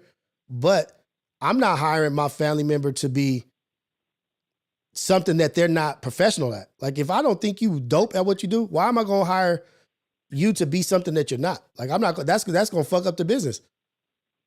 That's going to mess up. Not always, because you can learn. That's how you learn. How you going to learn if you never try? You're going to learn with your own business. You're going to build up your law firm. You're going to build up what you're doing. And then, because I'm not going to put the success of what I built on your behalf. Like, what if the motherfucker just be like, you know, I don't even give a fuck no more. I'm not pursuing this. I'm not doing this. I'd rather put it into I'm not saying I'm not going to get a black lawyer or this, that, but I'm talking about family. You are not qualified for this. Like, this is not your position. Like, why the fuck would I hire you to be my marketing agent? Right. It don't make. I get what you're saying. But then you got somebody people, like Jaylen Brown though, right? Super intelligent brother in the NBA. I think his mom represented him as his agent when he came into the league. I think she may still represent him. Now, right. LeBron James put all his boys through school. Now look at his homeboy. He running shit. Rich Paul. Rich Paul running shit. LeBron took the avenue of, okay, I'm gonna take my people, but I'm gonna put you through education. I'm gonna put you I'm gonna put you through here and help you grow while I grow. You grow as I grow.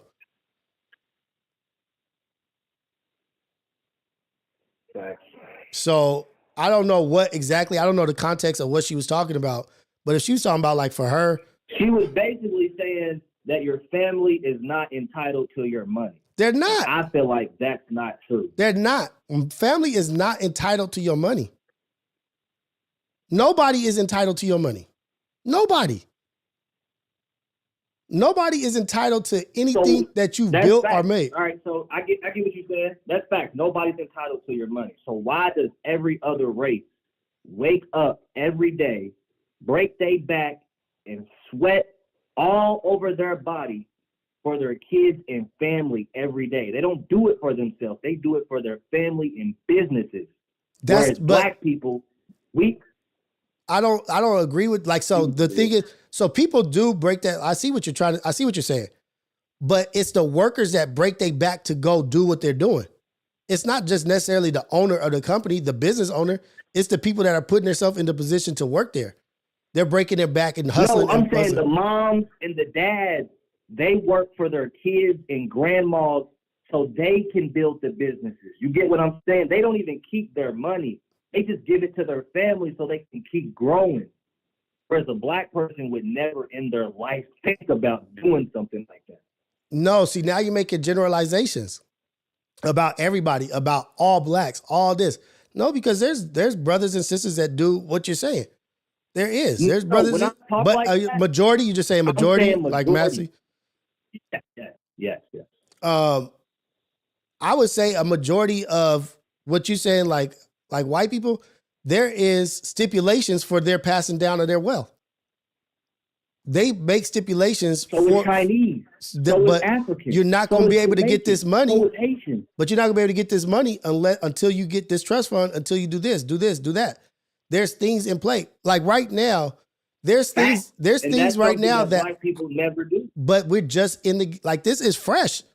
This shit is fresh for us. Like, I'm 43. I just learned maybe 2 years ago that about trust and all that shit, and also about life insurances that you can pull out of. There was nobody talking to me about putting money into life insurances and then pulling the money out of the life insurance and it paying itself off. And that's exactly what I'm saying. But we don't teach each other anything. We're just learning that shit. We're just getting. They kept like, look, and I'm not trying to play the handicap defensive and this and that. Like, we don't have shit. We should know, but we're getting in the game right now. Viral Way is getting in the game right now. Viral Way is sharing information about the shit he's learned.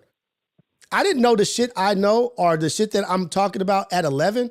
There was nobody talking to me about that. There was nobody talking to me about some of these innuendos, some of these tax things, and how to avoid this tax, how to avoid that.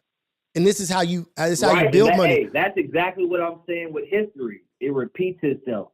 Like you said, we're just now starting. It's 2025. Right. How long have we been free in America, Rios? When did redlining happen? Tell me, Rios. I don't know. When did black people were able to vote? You telling me 100 years we built all this out of? Yeah, we could do a lot better. Yes. But you mean a lot better. We could be doing a lot better, but for what we've built in the little amount of time that they've made and allowed us to have, we're just getting to fair ground. We're just barely getting to fair ground.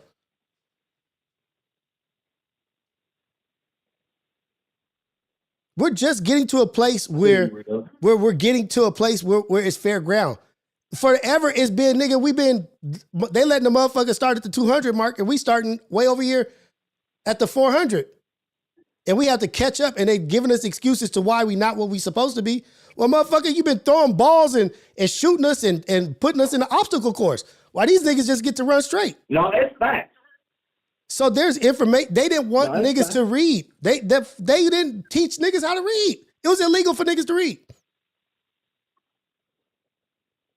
No, that's all facts. So we're at the lowest. We're not at the lowest. At the bottom. I don't think we're at the bottom. I think what we are is at a place to build. And we're at a place where we need to come together as a people. As a whole, you need to come together. That's where we are. That's it. There's just one thing, there's just one small thing that needs to happen. And when that fire starts, it's fucking over. But also, the whole world knows it. The whole world knows it. Not just us. Look, they know it more. They know it more than us. They know it more than us, and they don't want that fire to start. But we gotta be that though. We have to be what we're complaining about. To hate each other. Right. But since I've been growing up, all I've seen is other races build and live together. Where are you from? You said you're from Louisville, Kentucky. How much traveling have you done outside? Yeah, I'm on the East Coast. How much traveling have you done outside of where you're from?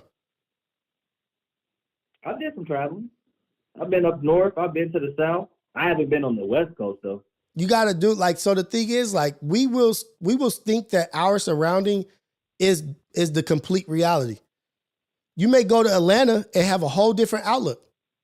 Like, oh shit.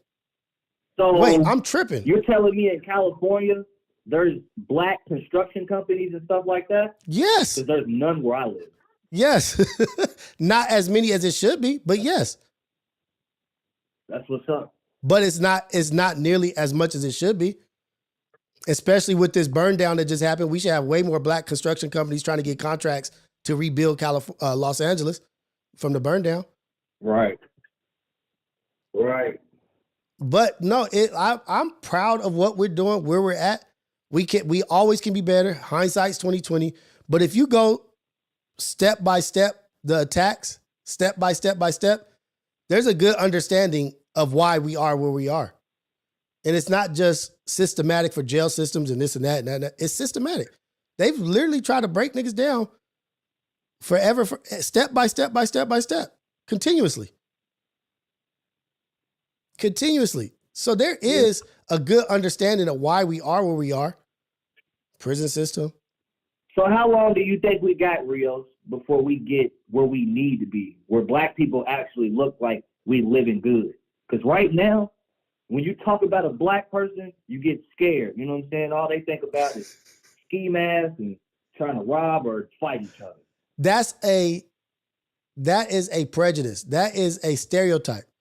That is believing what you don't. That's believing what you don't see. Like, people will believe what they see on TV versus what they see. How many, like, in reality, how many times have I been to the liquor store or been somewhere where somebody is robbing that liquor store while I'm in it? Rarely, never. But you go on the internet, you go on TV, you'll see that shit happening 2 times a day. But that's not reality. That's not my reality. Like, nigga, I see niggas every day. I deal with niggas every day. Nobody beating each other up. Nobody doing all that stuff. Yeah, we could get better, but it's not as bad as they want to portray. It's not that bad. We could be better for sure.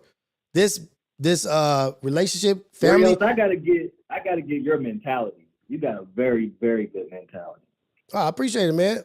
We just gotta be we just gotta push forward. You gotta do the work. You gotta do the work. Nothing's gonna happen just because we think it and say it. You have to do the work to make it happen. Right. You got to put in the effort. Like, the things that you see that you want to be changed, you got to be the change individually. You individually have to be the change. If you want shit to change, you got to put the work in. That's like why I be saying, like, people that always giving credit to Jesus, always talking about what the great shit that Jesus did. Nigga, what did you do yesterday? Why you keep talking about Jesus? What the fuck did you do? Yeah, we all know Jesus' story. We all know all that shit. But what the fuck did you do? Why should I be fucking with you? Right. So you got to put the work in and you got to put the effort in to be the change that you want to see. Like, it's not going to happen on its own. It's going to take individual people trying to build. You got to build. You got to change the people's mindsets, outlooks. You got to be the dude that when people see you, they're like, oh shit, look at this brother putting together some shit, putting together a farm, putting together an eco-friendly farm in his front yard, or doing this, or building lemonade stands, or whatever you're doing. You got to be, when people can see you and look at you, it's obvious. It's apparent that you building for your community. You be the image. Right. Hey, that's what I'm trying to be on. Facts. But you got to do it. You got to put that work in, put that effort in. Hey, I appreciate you calling in, man. Have a good one. Blessings to you and your family. Hell yeah, Rios, you too. All right, man. Ooh-wee. That young man. That young man started with, they call us black, so I'm accepting it. We go from Dago Dog to LD, like, man, they white, they call us black, we at the bottom of the barrel. So yeah, fuck it, we black. Like, nigga, wait, that's your reasoning? That's the reasoning? Shout out to LD, man. Damn. But, young man, we gotta be better. We can't just accept shit. Like, hey, this is where we at. Fuck it. Let's deal with it. No, we gonna build that shit back better, man. We gotta be better. Unknown caller. Oh shit. Got another call. We got another call. Let's go. Call from. Hey, this is the AM Wake Up Show with Rios, the number one morning show in the whole wide world, Craig. Oh shit. Motherfucker. Oh god. Hey, I love it here, man. I love it. We go from Dago Dog to LD, and I'm not saying one's better than the other, but different sides of the argument, different spectrums, different outlooks, different perspectives. That shit is dope as fuck, man.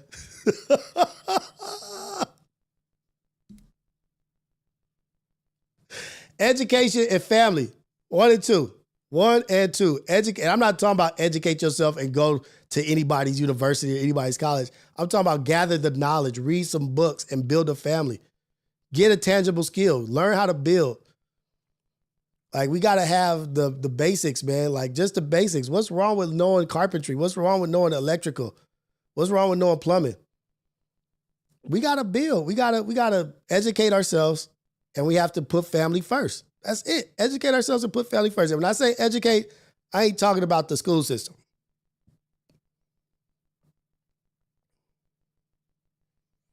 Hey, man, this fool GFS trying to have this shit go forever. Nigga, I'm trying to get out of here. It's 9 o'clock, man. I'm trying to get out of here, dude. But shout out to LD, man. Hey, man, that's Ace Boy Dog Face. LD, you can use whatever water fountain you want now, bro. Like, don't trip.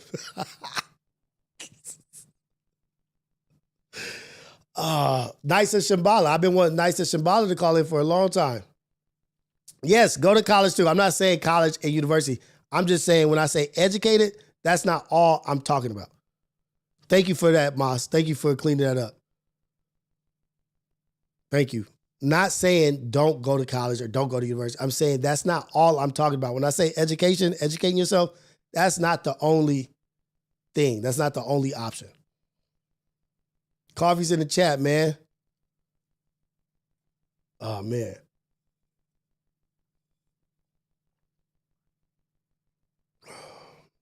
We locked into 10 a.m. God, oh, shit.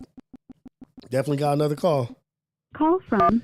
Hey, this is the AM Wake Up Show with Rios, the #1 morning show in the whole wide world. Craig, caller. Where you calling from? What's your name? It's Hug Life. Hug Life. What up, Life, Bella? What's going down? What's up with Bella? What's happening with you, man? Listen, I gotta get to the chili, right? Gotta get to the hiding chili. From work, I was supposed to be working, and then the chat pulled me back in, and I'm like, listen, I'm gonna get in trouble, but I need to call in real quick and just let the record reflect. I don't know who the hell you just had on your line talking about East Coast, and he's scared of black people. So you sound like you must be scared of your own shadow. Like, what the hell is he talking about? I'm from the East Coast. He definitely does not speak to me or anybody out here. So I'm going to need him to go have several sleeps because I don't know what the So the thing is, about. I can see. So I just needed to let the record reflect. So Bella, so I could tell that he's lived pretty much like I don't know, I'm trying to think of the word, like a centralized life, right? Like he's had his own experience in life, and it hasn't like really expanded outside of his bubble, as you would say. And I didn't want to be rude or disrespectful to him. You know what I mean? I wanted to take it as a moment. Why are you trying to snitch on me for? I see you in the chat because the chat's running on my TV right now talking about call my manager. The hell? We over here dry snitching? I thought we were cool. Wait, y'all telling on Bella? You know it's all a hug with Bella, man. It's all a hug. But with today. With Not LD, today. I wanted to turn it into a moment to teach, a moment to learn, let him speak without him feeling attacked, and just like try to drop a little bit of seeds without being abrasive. You know what I mean? Like I don't want to minimize or make somebody feel small or anything like that. Like, no, you know, I disagree with that. Nah, I disagree with we're trying to see if this was pleasing. Like that's not gonna help him. He just gonna go out there, see that. I knew that's how niggas act. Rios, yep, he one of them niggas. He the nigga that I'm talking about. I'm just kidding. So I'm just kidding. You have work. This is a safe space, but he don't represent all the East Coast. I'm Victor Bone said you threatening him, Bella. I'll have that thought process. Victor Bone said you threatening him. He said you threatening him. Man, go sit your ass down before I virtually choke you with a hug. Be quiet. I got time today. Vic like, nah, Bella threatening me. What you got going on, Bella? You got a little different energy this morning, man. He said he gonna choke a nigga out with a hug. Damn. I'm tired. What's today? I don't even know what day of the week it is. Today is Tuesday. What's the 15th. I'm tired. I worked like 70 hours last week. I'm just tired. Hey man, it's I'm all just good. playing, y'all. I'm just playing. I'm watching the chat. People be taking stuff too serious. It's not that deep. It's just a joke. It's just a joke. He still don't represent the East Coast. I do mean that. I do stand on that. I am from the East Coast, and he definitely does not represent all the East Coast with his comments. However, he is entitled to his opinion and his experiences. But I just need to put that out there that not everybody has a thought process of, you see a black person and you're scared. Like, no. Right. Definitely not. He's speaking from his experience, and it's like a little bit of a narrow-minded way of thinking, but it's just experience is going to break him out. You know what I mean? Experience is going to break him out. He's going to experience more life and see more things, and exposure. That's why exposure is the most important thing. You sound white. What the hell? It's You're dumb. I just seen his comment in the chat. Like, I got that time today, sir. Oh, goodness. No, I'm not fucking white. I'm black and Hispanic. Like, go have several seats. I said it was a joke, but if you want to be on that type of time, I will get on that type of time with you, sir. Don't turn Bella into the thug. She just trying to be a hug right now, man. For real. She just trying to be a hug. I literally said it was a joke. I said it was a joke. But I'm making it clear that his comments are not all for the East Coast, because I've seen people in the chat when he said that making a comment. So I'm just making a statement that not everybody from one coast to the other or wherever you're from has that thought process. So I don't know why you're taking it so super personal, sir. It's not that deep. It's not that deep. I appreciate you, deep. Bella. I'll send you a hug. It's okay. It's okay, for sure. But anyways, no, I really do gotta get back to work. I have a very long night ahead of me. I gotta work a late shift today, so I have a broken schedule. I worked a little bit in the morning, then took a break, and then I gotta go back to cover the late shift until 8 o'clock. So okay, gotta get up out of here. But shout out to the chat, shout out to the coffee fam, and to everybody in there. Shout out to the Ghetto Cafe. I think Pun was in the chat, and he said, "Is this a safe space?" And I said to him, "As long as you're sipping coffee and giving hugs, it's safe. Otherwise, we might have to have you, sit down and, Let's go, man. There's a Ghetto Cafe over here. I'm gonna take the next call, Bella. Thank you. I appreciate you so much. It's all love in the building. It's all a hug. It's a hug, not a thug with Bella, man. Let's go. Blessings to you and your family. Exactly. It's always love. It's always love, everyone. No offense to LD. It's not that serious. It's all good. But I will virtually choke you with a hug if I have to. Right. But I'm out. The Care Bear. Hit him with the Care Bear stare. Ow! All right. Bye, Rios. Bye. My bad. Somebody was calling from Arizona, and LD, chill out, man. She just playing, dude. This is just chill. It's all good. We all in here building with each other. We all being cool. Whoever was calling from Arizona, call back. I'll take the call.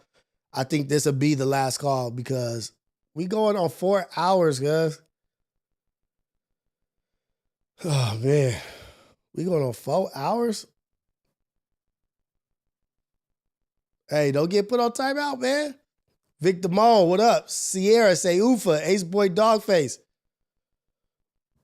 LD, be careful, man. Be careful. They cool until they not cool. Don't rile up the lioness, man. They acting hungry today also. Lioness is acting hungry today. Nah, man. It's spring break. I want to get with the kids. I want to do some stuff. But we'll do it for Baker. We'll do 20 more minutes. I'm really waiting for this call from Arizona. Hold on, let me take a break real quick. Just a quick break. Let me go check on Xander real quick. Need to check on him, make sure he's good. Let me see, is this it? And just chill real quick. I'm just gonna go check on Xander, see if he's hungry or whatever. And I know I already fed him, but I just want to check. Dedicated, man. Hold on.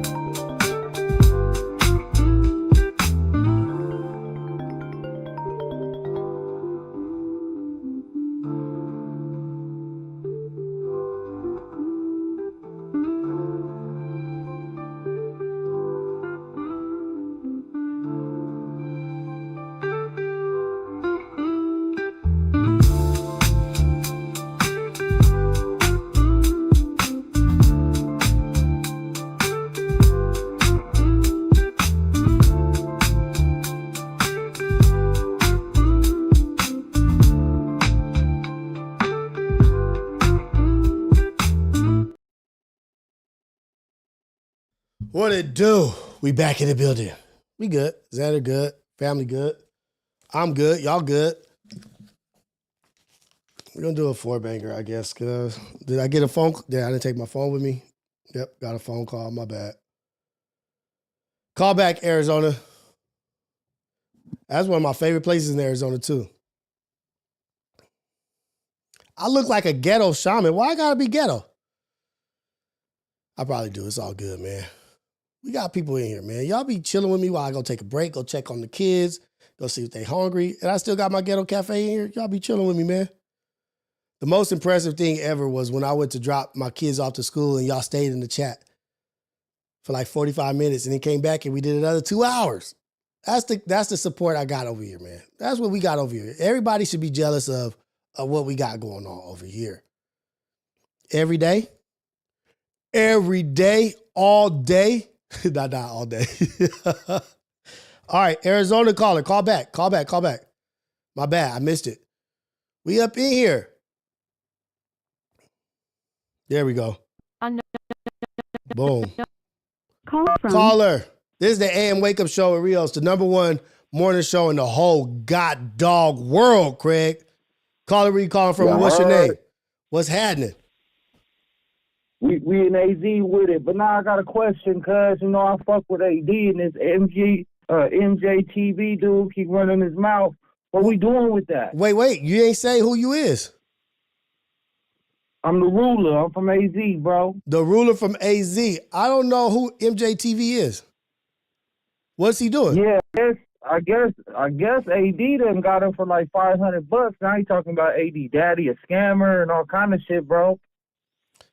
Man, we can't. He low-key popping out here, and it's low-key getting around. That's why I'm calling in. I know that's your people's.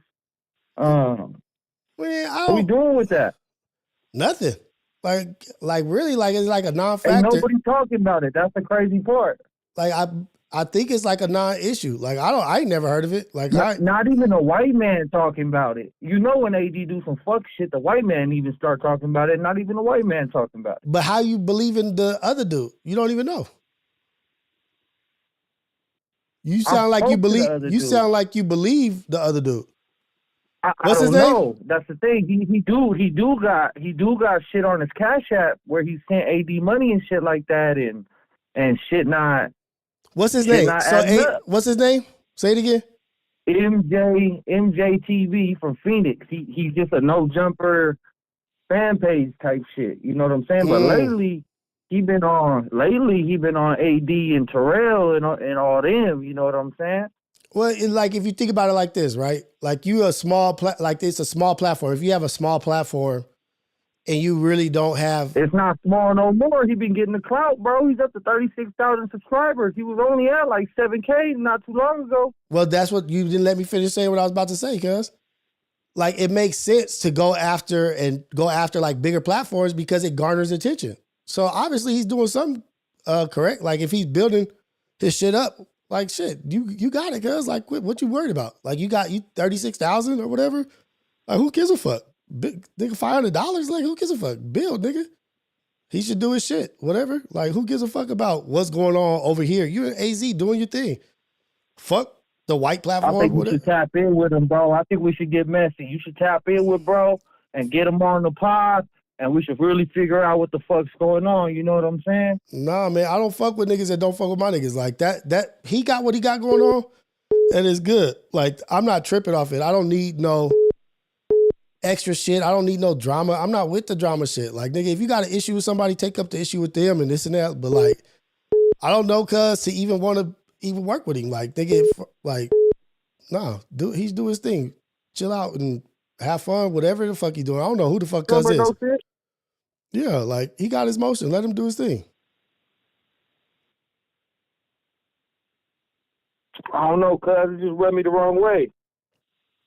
Nigga, why you taking that shit so personal? Cuz what? I don't like slander. I don't like slander, you know what I'm saying? Go get it, cuz. You go get at him.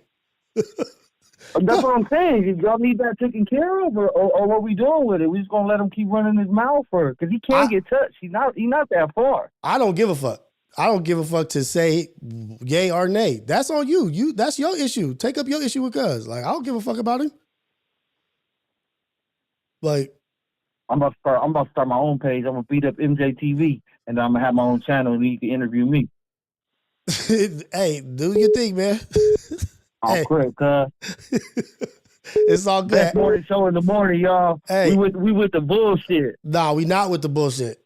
We with the cool shit. I ain't promoting no bullshit. Have a good one though, man. I appreciate you. Blessings to you and your family. Be cool out there, man. All right, cuz. Call from John, man. Hey, this is the AM Wake Up Show at Rios. #1 morning show in the whole wide world, Craig. Caller, where you calling from and what's your name? John Man calling. Jump Man. Hang up on what's the name? Because we want. I was trying to get you to hang up the phone on dude because we're not doing no AD slander over here about no little scamming. You see? Yeah, like nigga, if you want to get at that nigga, go get at him. Yeah, don't call over here. Don't call over here talking about AD. AD didn't do shit, bro. Don't even call over here saying none of that. Talk about, he slandering. We need to go over there. Go. If you feel that bad, nigga, you in Arizona, go do what you want to do, nigga. Like, leave me the fuck alone. That ain't me. Nigga, I don't give a fuck about it. We sipping coffee over here, not scamming over here. Tell bro, take that shit back where it came from. Ain't nobody worried about no funky ass $500, cuz. Don't nobody want your little ass bike, cuz. Like, if it was popping everywhere, why are you promoting it for, bro? Come on, don't do AD like that. AD is cool. Get the fuck out of here, nigga. And then if it's a small platform, of course the nigga gonna try to get it to bigger. That's how you garner attention. That's like the blueprint for a lot of weak niggas. Like, they got a weak platform, they bring up platforms that's cracking and bring up slander to try to, that's all it is. On everything, that little punching down thing you was talking about last week. But I really was just calling to get cuz off the phone. Then tell you how I appreciate your consistency. That shit been benefiting me on some personal shit. Hey, man. Thank you, man. I appreciate it. I've been feeling the love, and I've been feeling like what we doing over here is really making impact. Like, we get up in here, we chop it up, and we got our own morning show, cuz. Like, the Ghetto Cafe up in here, really living life, doing our thing. And let's make motion. I got my good cafe Bustelo right now, and that's the cigar burning, so I'm fucking with it. Let's go. Go. Let you get up out of here. I'm at work with it right now. Hey, do your thing, brother. Have a good one. Blessings to you and your family. For sure. Appreciate it. Yeah. All right. Now we can get up out of here. Now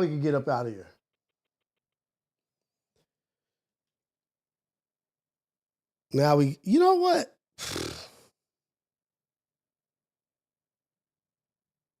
You know what I'm starting to think? Oh man, just let me know all right, this is the last topic. You know what I'm starting to think?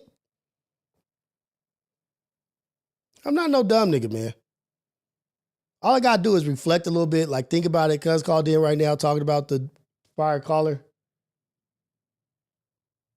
That was probably cuz calling in complaining. That was probably him.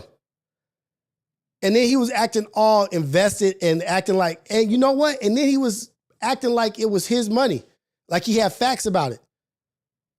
Like he had receipts. That was probably him. That was him. You can't.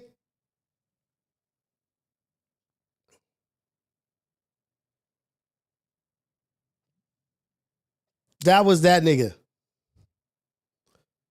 That was him. Easy call. I gotta go, man. I can't keep taking calls. I got a call coming right now. I don't want to answer the call because I want to get to living life out here, man. I want to get to chilling with Xander, man. Go play some Fortnite. He said he's gonna teach me how to do play Minecraft today. Well, I took him to go see Minecraft yesterday. So he wants to teach me how to play Minecraft. I told him, I was like, oh man, that movie was so cool. Now I want to learn how to play Minecraft. He said, you want me to teach you? I said, yeah, Xander. He was like, I'll teach you everything. Oh, watch when I teach you. I was like, so he gonna teach me Minecraft. He taught me Fortnite the other day, the basics of Fortnite. So he about to teach me Minecraft. Yeah, we went to the movies. Jack Black is one of my favorite actors, man. I love that fool. But I want to get up there, get with Xander. We did how many out? Like, shit. Y'all be having me up in here. Okay, we got another 9 minutes.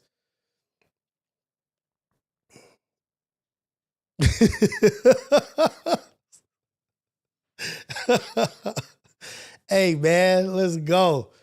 I'll take one more call. I got some funny shit I could show, but if I start showing I'm going to leave this shit for tomorrow. I got a section called Why Are Fat People So Funny? That's going to be the segment. Why are fat people so funny? Maybe that's the wrong word. I might need to change that. Why are fat people so funny? And let's just go ahead and show. Let me see. Got one more call, y'all. Hey, this is the AM Wake Up Show at Rios. Caller, where you calling from? What's your name? Rios, I'm back, man. It's LD. What's up, man? What happened to freedom of speech, man? You got your freedom of speech. I'll let you get your freedom of speech. You got it off, man. You did your thing. No, that lady called in talking about me. All I did was try to defend myself. Your mom's got to be getting on ass with me. Hey, you got to walk a thin line, man. The line is don't play around. But she did finish it by saying it's a hug, man. You didn't hear that?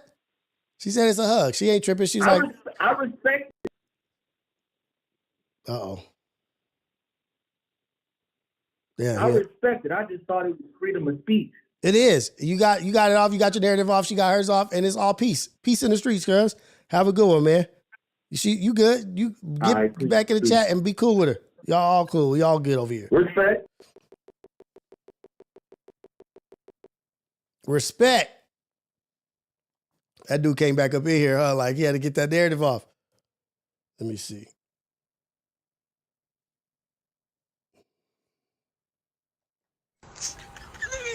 It was at this moment that he knew. Force me to the garbage. Why are fat people so funny? Are bigger people? On your mark, get set, go.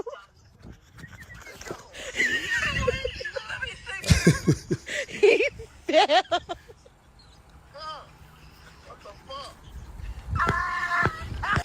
Hey, like I got a question for y'all. Moment that he knew. If he wasn't plus size, this wouldn't even be funny. If he was skinny, this would not even be funny. So my question is, why are bigger people so much funnier when shit happens to them? Why? Like I got to work on my immaturity. Like it must be that I'm immature. But if he was skinny, that shit wouldn't even be funny. It just makes it funnier when motherfucker be plus size. Force me to the garbage. On your mark, get set, go. They could even get a step off. Like, He fell. like, man, I don't know. Maybe it's just me. I just be laughing when it be big people. Like, it just makes shit funnier. And they comedy. And they actually funnier, too. For big people are funnier also. But I got a whole segment for that. It might be a little insensitive, actually. I might need to maybe work on that.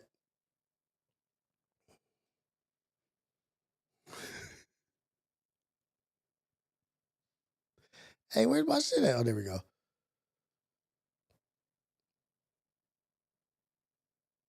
And then look at this dude. Oh, man. Should I show that? Because I'm revealing my hand. People will be like, oh, that nigga Rios is mean. I'm not mean, man. I'm really not mean.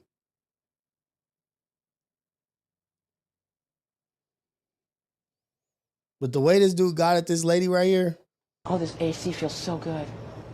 As I stand here and let it go up my shirt. Yes. You just take all of the air conditioning while the rest of us sweat to death. There's all kinds of it coming in. No, I don't think so. No, not with that roadblock. Not with that roadblock. When you shut that off, you let me know, okay? If he says one more word to me, I'm gonna deck him. He just told me I was a roadblock and I was blocking all the air conditioning. And he told me I needed to walk around with a bag on my head because I was ugly. You know what a foul ball is, right? No, I don't. You see that yellow? I don't really care why. Oh, shit. Why is this dude being mean? This AC feels so good. As I stand here and let it go up my shirt. So you just take all of the air conditioning while the rest of us sweat to death. There's all kinds of it coming in. No, I don't think so. Not with that roadblock. She about to beat his ass. When you shut that off, you let me know, okay? If he says one more what word to me, I'm going to deck him. She wanted to say if this was prison. He told me I was a roadblock and I was blocking all the air conditioning. He told me I needed to walk around with a bag on my head because I was ugly.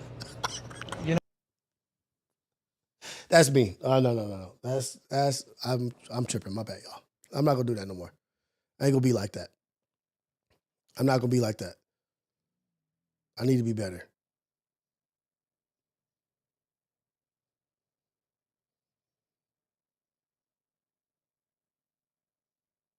One more, and then I'll be better.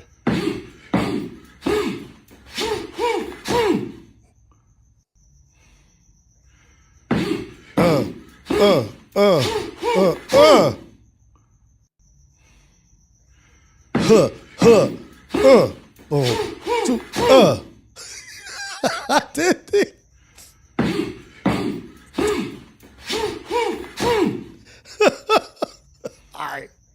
All right, yep, it's time for me to log off, y'all.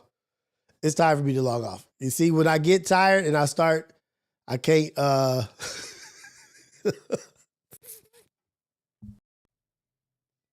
damn, I'm missing all kinds of calls. Damn, my bad. My bad, y'all. I'm missing all kinds of calls. Everybody go check out the R Files. R Files is coming Friday. We'll have the second episode of the R Files. Then we will have AM Wake Up Show tomorrow. Pun is live on Kick. Drop the link in here to Fashe. Pun is live on Kick. Go check out Kick. Go check Pun out. He's doing his thing. I'm about to get out of here. Go check out the Ace Boys Worldwide. Everything Ace Boys. Check out everything for Community World. Check me out tomorrow morning, the AM Wake Up Show. R Files is going to be lit Friday. You already know. Hey, Tafashe, I don't appreciate you promoting another nigga shit in here, cuz. I'm still talking, man. I'm still talking, Tafashe. What you doing, cuz? No, I'm not going to go to the voiceovers because I'm going to keep going for too long. Oh, don't forget the outro. Boom. There we go. All right, we out. Shout out to Fashe. Shout out Ace Boy Dogface, GFS Blackout, Sexy Nay, Sunshine Baby, Bella, Thizzy. Everybody up in here. Let's go. We're going to hop over to Puns. Tafashe never put the link in. Oh, there we go. There we go. Right as I said, he dropped it. There you go. Everybody go check out Tafashe Pun on Kick. But we out.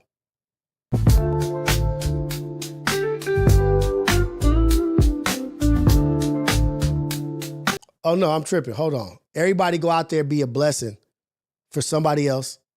Go out there, make an impact in somebody else's life in a positive way. Keep your eyes open, your head on the swivel for anybody in need of help. Go out there, live a life of servitude, be of service to somebody other than yourself. Go live a blessed life, live a great life, put your best foot forward, be purposely productive, and go make an impact, man. Let's be positive and let's build. Community, Ghetto Cafe, the best chat in the world. This is the AM Wake Up Show at Rios, the #1 morning show in the whole wide world, Craig. Boom. Now we can go.